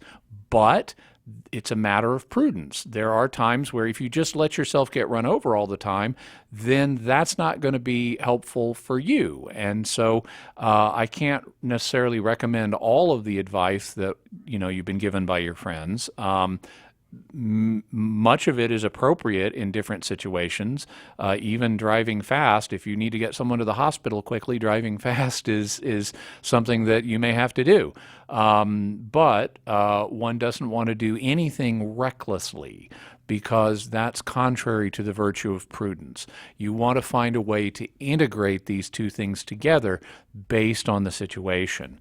It's true that in contemporary American Catholic culture, and this is something other people have written about, I've written about it a little bit, but others have written about it even more, there's been a kind of feminization of spirituality where some of the language that gets used leans towards the more passive, contemplative side of things. And that's important because that is part of the human experience, but so is the more active masculine side of things. And this is something that's happened somewhat recently in Catholic culture. If you go back into the past, you'll find more of the language about the church militant and spiritual warfare and capturing souls for Christ and things like that. And that's part of Catholic historical of Catholic history too, and it's even part of Catholic culture right now. It's just the ratios have changed somewhat. We're living in an age that's put the accent on the other syllable, but that's not necessarily where the accent needs to be. It's a matter of prudence, which way one, which set of virtues, whether the more masculine virtues or the more feminine virtues, it's a matter of prudence which need to be applied in a particular situation. Okay. Understood. But if I could ask a follow-on question. Yeah, real quick. Are there any spiritual disciplines or specific courses of study or, people I should be talking to or listening to that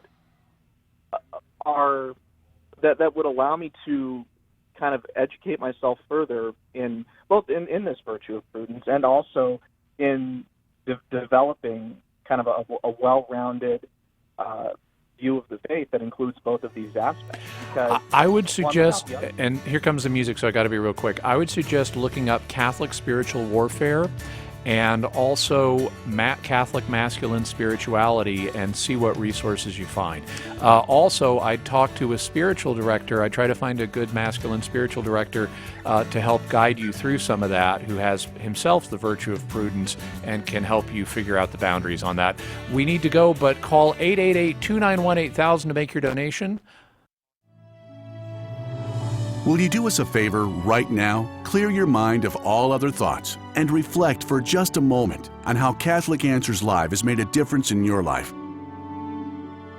Has our broadcast made your afternoon commute more meaningful? Perhaps you've learned how to explain the faith to family or friends in a more vibrant, convincing way. Something you heard here may have been just the thing you needed to look into joining or returning to the Catholic faith. All of these are serious reasons to be thankful, first and foremost, to God, but also to all who have financially made it possible for us to air the show each day. Believe me, our gratitude could not be deeper. And we're coming to you today during our quarterly membership drive, asking you to join the ranks of the great people whose gifts and sacrifices have helped to turn around countless lives over the years, and, very possibly, helped make an eternal difference for many of them. Think about that for a moment. That's what your prayers and donations to Catholic Answers Live are doing. What a tremendous opportunity is being presented to you right now. Please don't let it pass you by. Call 888-291-8000 or visit CatholicAnswersRadio.com and let one of our fast, friendly customer service team members take your pledge. Large or small, it doesn't matter. What matters is that you call right now.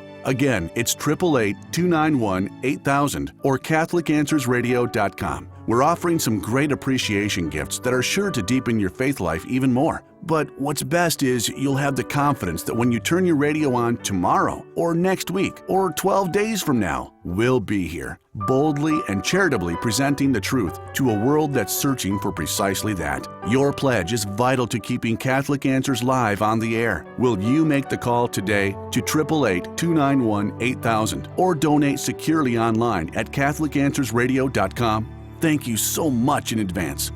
God bless you. Be a part of Mother Angelica's mission. EWTN Radio is seeking a dynamic producer to join our growing radio team. The EWTN Radio producer is responsible for managing all aspects of live and recorded programs, develops program ideas consistent with EWTN's mission, and collaborates with the leading voices in Catholic radio. For all the details about this exciting opportunity, click on employment at EWTN.com.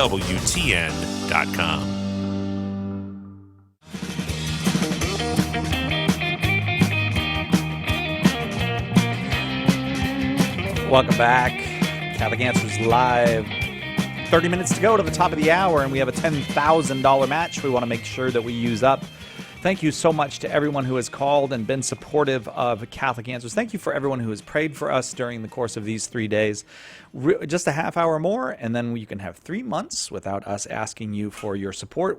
I must say, though, we have no shame in asking you for. I don't feel any shame about it at all. I feel happy to do it because we do feel that this ministry, this apostolate of sharing the good news and of defending the faith in the public sphere is very, very important. It's very, very much needed. And so if you would like to participate in that, if you would like to be a partner in that, 888-291-8000 is the number. Also, earlier in this very hour, we had Julie in Maine call in and issue another challenge. She's challenging people if she will donate $1,000 if other people will call in and donate $1,000 as well. So we'd love to have 5 or 10 people even call in and not only give their own donation, but trigger Julie's donation as well. So everything you give helps us. The number to call is 888-291-8000, and you can also go to CatholicAnswersRadio.com.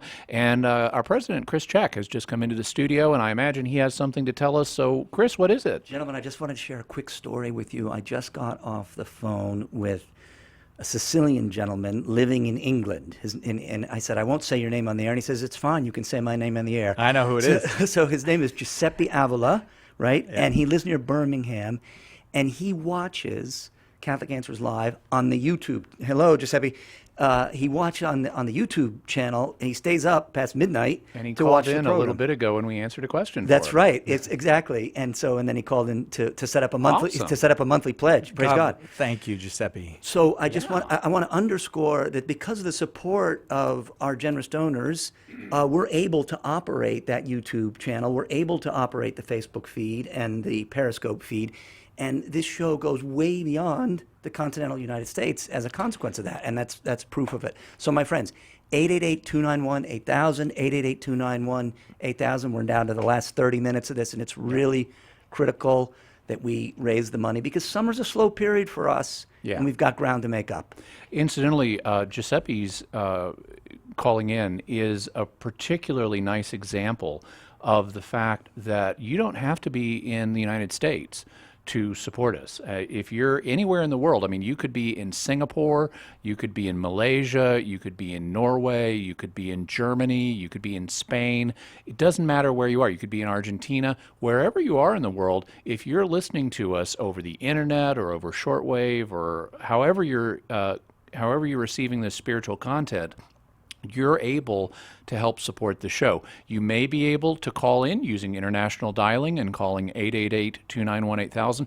But even if you don't know how to do that, even if you're not comfortable doing international dialing, just go to CatholicAnswersRadio.com. That works from wherever you are in the world. You'll be able to get through on our safe, secure website, CatholicAnswersRadio.com, and make your contribution to help keep this spiritual content going out. Just to emphasize that point, a couple Canadians to thank. Philip in, Port Coquitlam, BC. Do you know how to say that? Your Canadian is great. Oh, I didn't know Canadian Where's was Patrick Coffin when you need him? Philip, sorry that we're... But I appreciate that donation from Canada. Another Canadian to thank from Ontario, Rita, $50. Thank you so much for that donation. All that is doubled because we have a dollar for dollar match. Thanks, Chris All right, Check, our gentlemen, president. I'm getting back to my the phone. phones. Back God to the bless phones you. with you. 888-291-8000 is the number for your donation. We're in the last moments now of our pledge drive. 888-291-8000. We have more calls to go back to. We're going to do that in just a few seconds. But we wanted to share with you that we have this $10,000 match, that we are coming to the very last moments to be able to make that match. And we would be very grateful if you would pick up the phone and support Catholic Answers right now, 888-291-8000 or CatholicAnswersRadio.com. We go now back to the other phones, the phones where people call with questions. Pablo calling from Buford, Georgia. Pablo, your question for Jimmy Akin. Thank you. Good afternoon, Jimmy and Cy. My question is the following. What are Catholic stance Pablo, could you on speak directly into the phone? It's a little hard to hear you. Oh, okay. I'm sorry. Can you hear me now? Yes, that's much better. Oh, okay. Thank you. Yeah. What's our Catholic stance on natural selection? Okay. Well, there's not a Catholic stance on natural selection per se. The idea of natural selection is something that is a scientific proposal, so it's a matter of science rather than a matter of faith. For those and a lot of people have heard the expression natural selection, they may or may not be familiar with exactly what it means, but the basic idea is that organisms, life forms, living beings that are well adapted to their current environment are more likely to reproduce and to survive to reproduce and pass on their genes, whereas organisms that are not as well adapted to their environment are less likely to survive to reproduce and therefore less likely to pass on their genes. And therefore, over the course of time, those that are well adapted to their environment will be favored, and those that are not well adapted will not be favored. To give a concrete example, suppose that you have a bunch of lions in a particular area, and at first, and some of them have thicker fur and some of them have thinner fur. Initially, if the climate in their region is such that they can, find what they need to, and, the heat isn't too much or too little, they're all doing fine, they may all survive. But then, if an ice age starts, and suddenly it gets much colder, the lions that have the thicker fur are going to have an advantage. They're going to be able to stay warmer because of their thicker fur, and consequently they're more likely to survive and breed and produce new lions that, because of their genes, will also tend to have thicker fur. Whereas the lions that have the thinner fur are going to be colder, they're not going to retain body heat as well, and they may end up dying in the cold, in which case if they're more likely to die from the cold that's now begun, then they're less likely to survive to the point that they can reproduce, and they're less likely to pass on their genes. And so over the course of the Ice Age, you'll tend to have more and more of the lion population having the thicker fur and less of the lion population having the thinner fur. And that's an example of natural selection. It's called natural selection because it's nature that is responsible for the shift in the genes in the lion population. There's not a person causing this. It's not like Cy goes to where the lions are and shoots all of the ones with the thin fur. It's nature itself and the changing of the climate that does that. Now, from a Christian perspective, God is ultimately behind all of this. God is the one who either causes or allows nature to take the course it does. And so when we talk about natural selection, we don't mean that God's not involved. At least by his permissive will, God allows the Ice Age in this case to begin. He may even directly cause the Ice Age to begin. That's something we have to leave to the mystery of God. But in this case, the word natural in natural selection just means there's not a conscious choice on the part of a created being that's causing the selection between the thick fur lions and the thin fur lions. So the proposal that this happens is something that makes sense just from a kind of thinking about it perspective. And scientists would argue, based on genetics and the fossil record, that we have good evidence that this does in fact happen.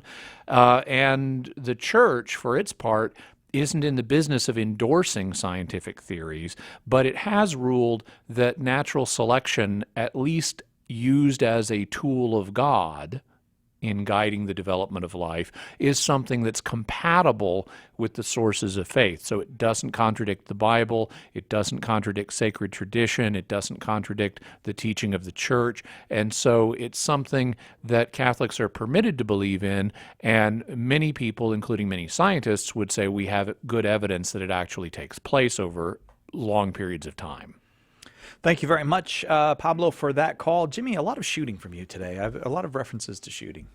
This is probably the most I've heard you talk about shooting in 1 hour. Oh, yeah. Shoot. Okay, let's thank a few people before we take a break, and then we'll answer as many calls as we can before the top of the hour. And there are lots of people to thank, and I would just want to say, folks, in general, thank you so much. We're bringing it home here this last hour. We've got 20 minutes left to use up every dollar of this $10,000 dollar-for-dollar match that has been given to us. We want to make sure we use that all up. These are the last 20 minutes that we have to come to you to ask for your support. Actually, it's only 16 minutes that we've got left to ask you for your support. 888-291-8000. Please pick up that phone and call.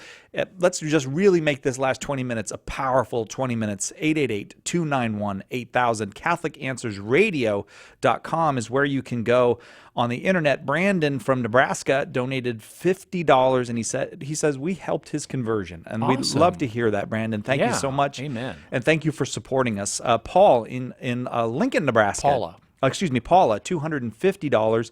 Rebecca in Oklahoma, Blanchard, Oklahoma, $20 a month. Every bit of those pledges, whether it's a monthly pledge or a one-time gift, is being doubled because we have a dollar-for-dollar match this hour. Let me say the next one. Ron from one of my favorite towns, Brawley, California, has donated $500. Thank you so much, Ron. Holly from Iowa, a $20 a month pledge. Brenda in Colorado, a $100 one time, and that is matched dollar for dollar. Ramiro in Texas, $20 a month. Thank you so much for that pledge, Ramiro. Yes, thank you. Hey, I thought you were going to take it from there. Oh, well, Jimmy. I can. Yeah. John in Texas has donated $50. Dolores from Florida, $100. Francis from San Antonio, $100. Eleanor from Corfu, New York, not the Greek island Corfu, has donated $25. Samuel from Chalmette, Louisiana, $500. Daniel from Grand Rapids, $50 monthly. Mark from Midland, $100. Sharon from Idaho, $25. Lots of people calling in. Take it away, Cy. 888-291-8000 is the number. We're down to just moments, really, just over 10 minutes left that we can ask you for your support. Please dial, make that call, help us reach the goals that we need to reach. It has been a little sparse so far for this summer pledge drive. Let's make it rain. And as they say, 888-291-8000. CatholicAnswersRadio.com. We have to go to a quick break. We'll be right back after this with more Catholic Answers Live. Stay with us for more Catholic Answers Live. Do you love sharing the gospel and want to learn to be more effective? Join the St. Paul Street Evangelization online School of Evangelization. You will learn to build bridges of trust and make disciples by befriending strangers, proclaiming the gospel, inviting people to the church, and praying with others. We'll ask for a pledge of financial support, but if you are unable to give, we'll give you a membership at no cost. Find out more and get involved today at streetevangelization.com. That's streetevangelization.com. Call now with your question. 888-318-7884. This is Catholic Answers Live. And 888-291-8000 is the number to call if you would like to make a pledge, if you would like to make a one-time donation. Either way is very, very helpful to us. Every amount is helpful to us. And remember that every pledge today is being matched dollar for dollar up to $10,000. Down to exactly 9.5 minutes until we got to go. So you're doing math, Si. Be careful. It's probably not exactly 9.5 minutes. It was a general guess, actually. 888-291-8000. Let's continue. Let's try to get some calls in here, though, before we go to the top of the hour. Sean in Sydney, Australia. See that international They have the big reach? opera house there. They do. Sean, your question for Jimmy Aiken. Good day. G'day, mate. Well, look, basically the reason I'm calling, first of all, I'd like to ask if people could pray for a situation we've got in Australia here around the whole marriage debate. Certainly. There's a situation going on in Canberra, and the government looks like they may go back on their word over giving the people a plebiscite to vote on it and just decide to do the dirty deed themselves. It's going to be like America down there, huh? Yeah. Okay. All right, Sean, we will pray for that. Thank you for giving us that opportunity. What's your question for Jimmy? Okay, question I've got is, why does the doctrine of the Trinity matter? I understand it's an important doctrine, and there have been massive councils over it and all that, but why is it so important? And if we want to go even further, why does it matter that, for instance, Jesus Christ is the Son of God rather than God the Father? Why does it matter that it was God the Son who died on the cross rather than the Father or the Holy Spirit? That kind of thing. Okay. What's the difference between all three of them, and why is it so important? Okay. The fundamental reason it's important is because it discloses God's inner life to us. And therefore, God is obviously the central mystery of religion, and is being infinite is also infinitely important. And so anything about God is something that is very important, and understanding God's inner life is consequently going to be very, very important. It's also important, so it's just knowing about God and knowing about God's inner life, that God is an eternal communion of three persons. That's an amazing insight that we would otherwise not be able to deduce. We can deduce certain things about God from creation, like the fact he exists, the fact he's omnipotent, but we couldn't deduce that. So God has let us in on a big secret about his inner life that we otherwise would have no way of knowing about. Also, it's important to God that in this age of the church that we know about it. And he, in a way, pushed that doctrine to the front by having the second person of the Trinity, his Son, become incarnate in human form.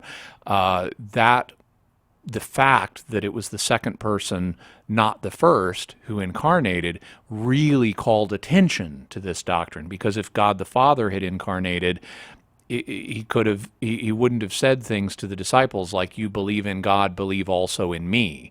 He could have just gone through his ministry on earth without ever revealing the doctrine of the Trinity. But the fact that God sent his Son to be the one to incarnate pushes the fact that God is a trinity of persons to the forefront. So that shows us that that was something that God wanted revealed to the church. He wanted people living in our age to know this fact about him.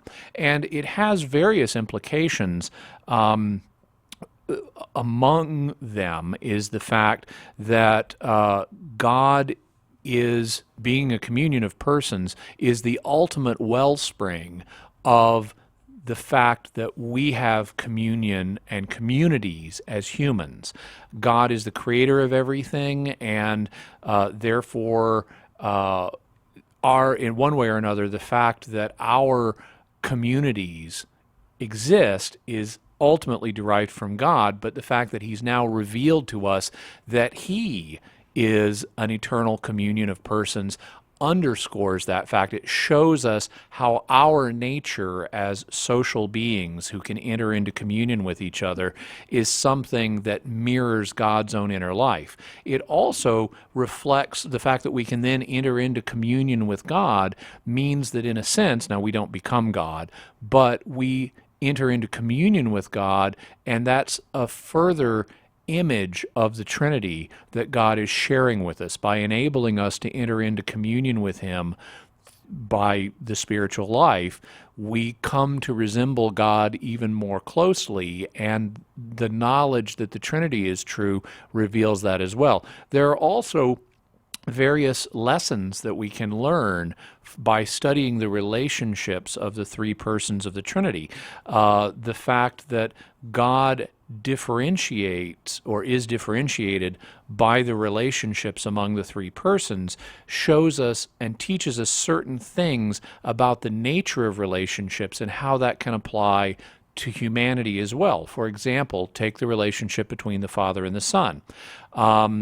That teaches us something about the relationship between human fathers and human sons. For example, the Father and the Son both being equally God, they share a common nature, and so they're fundamentally equal in dignity.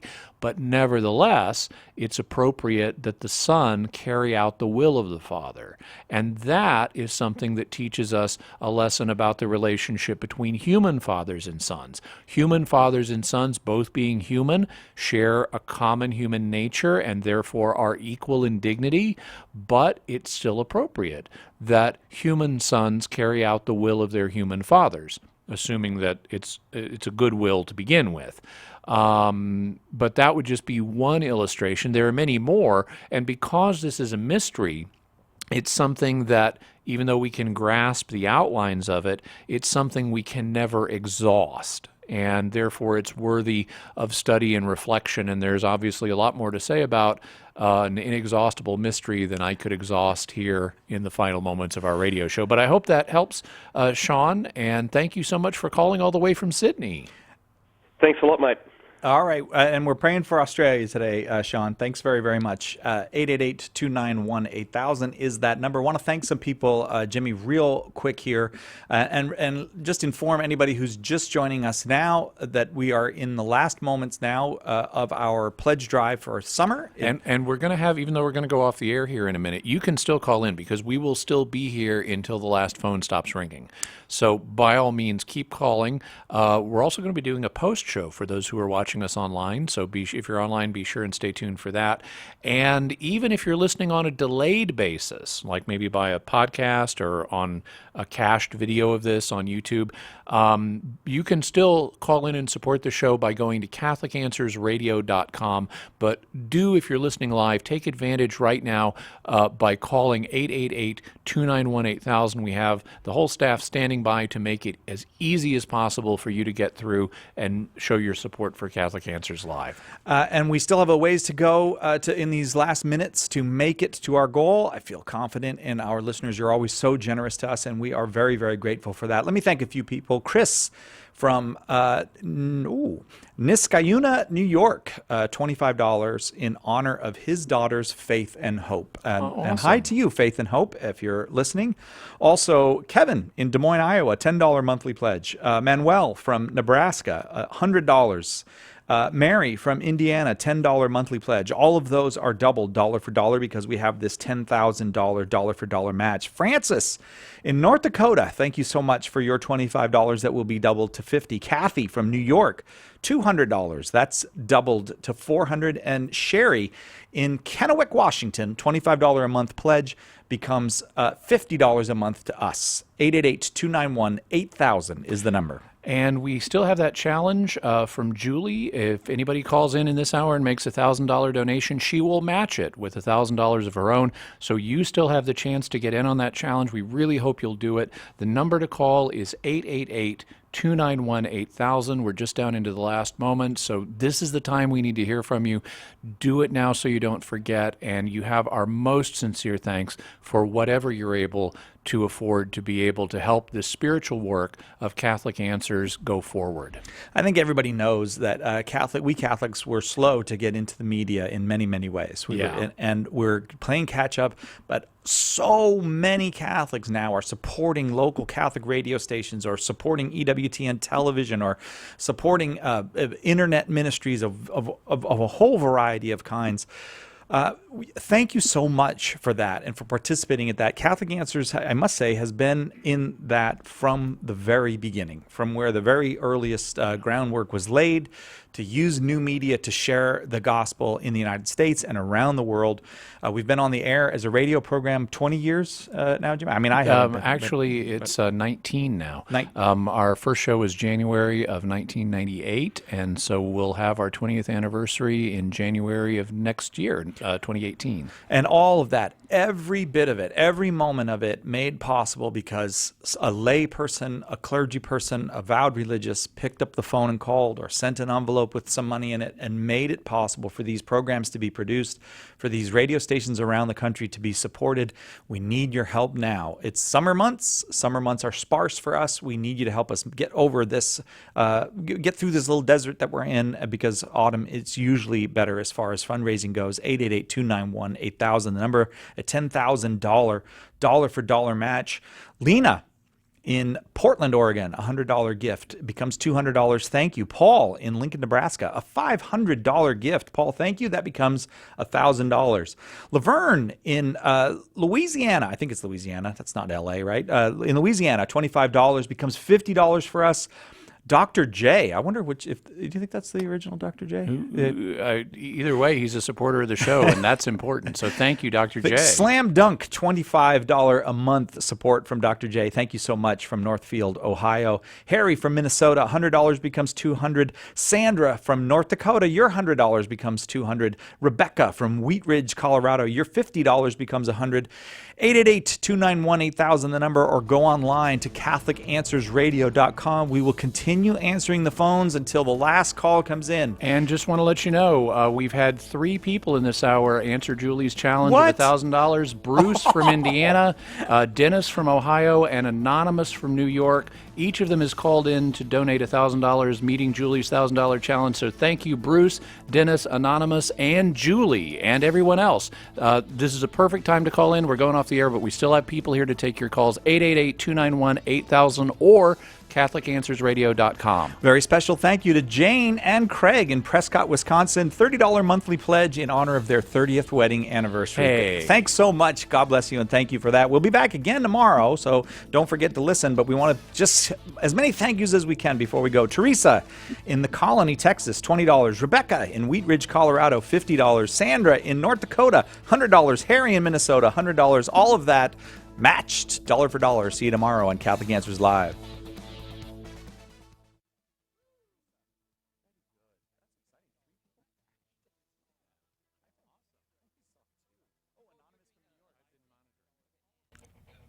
Hey, welcome back to Catholic Answers More. Jimmy and I are here along with our good buddies Margot and Robert the Plant. And look at that. The hat goes right back on the head. Now, I got to ask you this, Jimmy, because I don't actually know the answer to this. What's the difference between the hat that you're wearing right now and a 10-gallon hat? This one doesn't hold 10 gallons. Is that really what a 10-gallon hat means? It would hold 10 gallons? Well, hypothetically, now... Or is that just a Texas exaggeration? It's an exaggeration. I don't think any hats actually hold 10 gallons. But in terms of it, there are... there may be a technical definition in the haberdashery industry, but if so, I'm not aware of it. As far as I'm aware, a 10-gallon hat is just a big hat. What do you think? Typically with a Western style. Yeah. So what do you think? What's your gut feeling? Do you think I'm going to have to eat that food? I'm sure hoping so. So we've got this box here representing, and it doesn't actually contain it because I didn't want to give Cy any clues. But I'll put the food in the box and bring it in. If we get a total of $1,000 donation connected with Catholic Answers More, the pre-show, post-show that we're doing right now, then Cy has agreed to eat whatever I bring in that he doesn't know what it is. So if you want to see Cy eat Cy's mystery food, then by all means make a donation and use the word mystery. You can either tell the person you talk to on the phone that it's mystery, it's for Cy's mystery food, or just for Catholic Answers More. Or if you go online at CatholicAnswersRadio.com, when you check out, there will be a blank there. Just put the word mystery or the word more, and we'll know what it's for. And sooner than you can say 10-gallon Jack hat. Sprat could eat no fat. Is that a clue? Cy, it is not a clue. Okay. Cy will be chowing down on that mystery food that he don't know what it is. Well, and it is something you would not normally eat. I will tell you that much. Okay, and it's not going to be tomorrow because we probably Right. won't have a tally by tomorrow, but it'll be it'll next week. I Probably think. next week, yeah. Next week, and okay, all right. And does it need preparing, or do you just pull it up out of the ground? You find it in a dumpster? What? It won't be from a dumpster, I'll tell you that much. Okay, all right. All right. Well, I'm trying to get as much information as I can, and I just can't get that information out of Jimmy Aiken. Are you watching YouTube over there, Jimmy? I'm watching Facebook for any comments or questions that come in. I do have that, but also I was just looking up 10-gallon hat, and the term came into use about 1925. There are multiple theories about how the concept arose, but in terms of basic definition, at least one online dictionary Google just listed as a large, broad-brimmed hat traditionally worn by cowboys. Oh, okay. Yeah. All right. Well, Jeff on Facebook wants you to remind him, what was that Bible passage you mentioned about giving today? It was from St. Paul. Oh, that's Galatians chapter 6. Is where Paul says, if you, he says, let him who is taught share all good things with the one who teaches. And then he extends that out, saying God is not mocked, so don't think you're going to get away with on the sly here. If you just sow to the flesh, just keep all your money for yourself, from the flesh you're going to reap corruption. But if you sow to the Spirit, by supporting the teaching of God's Word, you will from the Spirit reap eternal life, which would mean, greater reward in heaven for all eternity. So that's pretty cool, isn't it? It is, and you could also force me to eat whatever the thing is that Jimmy is going to make. So in addition to that, you might reap entertainment. Yeah. So it's a win-win. Yeah. You got eternal life and entertainment here on earth. Yeah. I liked what you said earlier this week. I think you said it to a little girl who called about a heaven being like spending time with the best person you have ever met. That's a lovely image. And I think Thank you. It was tricky because she was very young, and it can be hard to sometimes to figure out exactly the best way to communicate a truth of the faith to someone who's so young. I try, rigorously, to the extent I can, I try to strip unnecessary highfalutin words out of my vocabulary. This was something I learned to do actually in grad school. In philosophy. Really? Yeah, because at the time I was using all this jargon, and someone I knew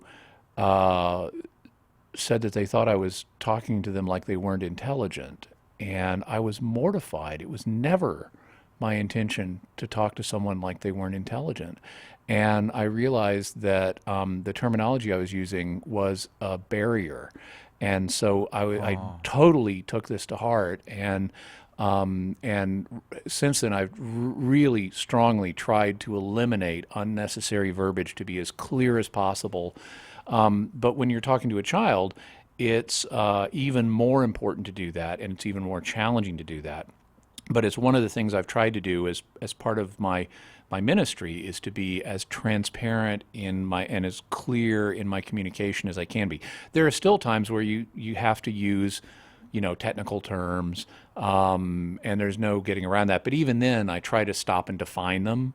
I may say, like, for people who may not know, this is what we're talking about. Right. But I really want to make things as clear as possible. And, sometimes you slip too, because, in your internal processing, we're coming up with stuff, and then what's the best way to express it? And sometimes on the fly, I may accidentally use a technical term, but it's my goal to be as clear as possible. Yeah.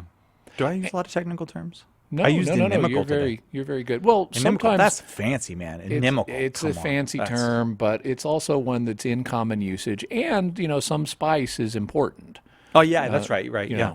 know. And speaking of spice, there may be spices on Cy's mystery food, and the way to find out what it is and get Cy to eat it here on Catholic Answers More is by calling 888-291-8000 and just using the word mystery, or going to CatholicAnswersRadio.com and using the word mystery, and sooner than you know it, metaphorically speaking, Cy will be eating the mystery food. Yep, I'm actually kind of anxious to find out. I don't really feel terrified about it. I have to be honest. I don't feel terrified about it because I don't. You're not a mean I'm not a person. terrifying guy. Yeah. Well, you're terrified of him. I know he is. I've got this feeling about. I've got this feeling about He Nick. has never said Nick is so scared. I he's think he is. terrified. I don't Yeah. think he is. I'm a teddy bear. No, I even look like a teddy bear. There's something about Nick. He's like, Nick, come on in here and hang out with us for a Yeah, minute. you want to? Yeah. No. See, he's scared. He's like, No, Jimmy that's Aiken." not me. Well, I don't know. I think he thinks, especially because of that answer you gave earlier, that you might be packing. Like that you might at any moment be strapped. Not at the moment. That's great. Yeah. Well, I just say that to bug Nick. I like to give Nick a hard time. Yeah. Nick's a good man with. Oh my gosh, though. Nick's a good guy, and his wife is Oh, great. yeah. But the baby. Oh my gosh, that baby. What a stinker. Camille. What? She's my favorite baby right now. I love that baby. That's a great little baby. All babies are stinkers. Well, that's true. In at a some certain point. sense. At From some a point. certain point of view. But she used to do this thing, and she doesn't do it anymore because I think she's grown suspicious of strangers now a little more than before, huh, Nick? But she used to do this thing where she'd come into the studio, and then her mom would bring her right there to the window, and we're talking on the air, and then you'd make eye contact with her, and she would just light up. She'd be like, "Ee!" Like this is the greatest thing that's ever happened to me, and I couldn't talk. I'd be like, Take it, Jimmy. Yeah. This kid is so awesome. Well, the babies, they are a changin'. That's, in fact, their job. Yeah. By the way, speaking of eye contact, I thought I'd explain something to the. Now, in the first Catholic Answers More today, you asked a personal question about, do I shampoo my beard? And the answer is yes. Yeah. But something that I thought I'd share, another piece of just personal information for something more for people who appreciate these more informal things. One thing that viewers will sometimes see me do is wipe my left eye, either with my finger or with I noticed that, and now with a Kleenex or a handkerchief or something like that. And there's a specific reason for that, and there's a specific reason it's always my left eye. And that reason is I have a blocked tear duct.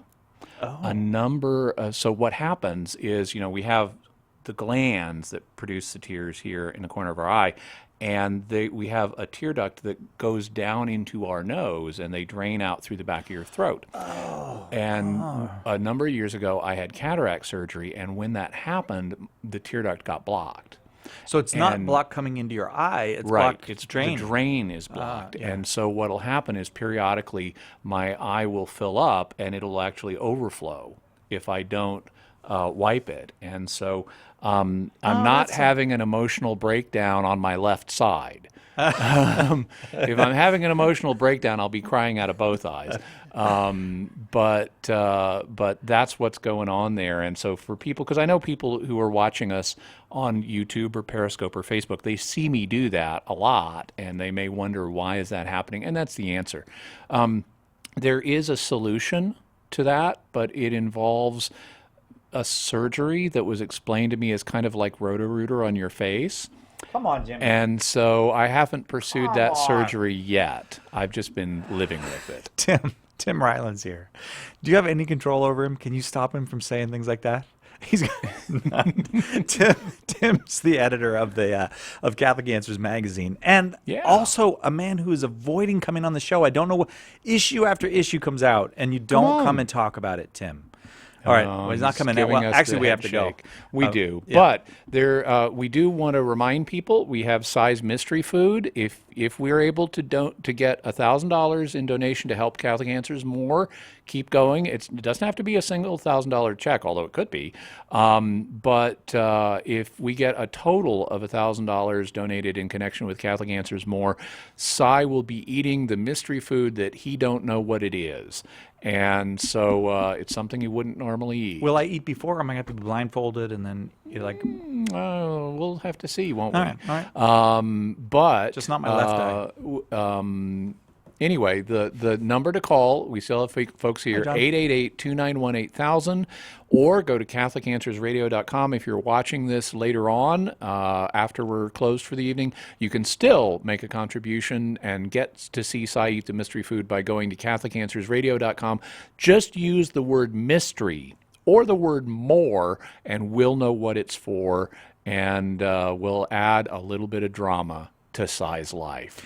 You ready to cut the video? Because we got to go. And, Jimmy and I have a ready? High five, Jimmy. Oh, yeah. See you next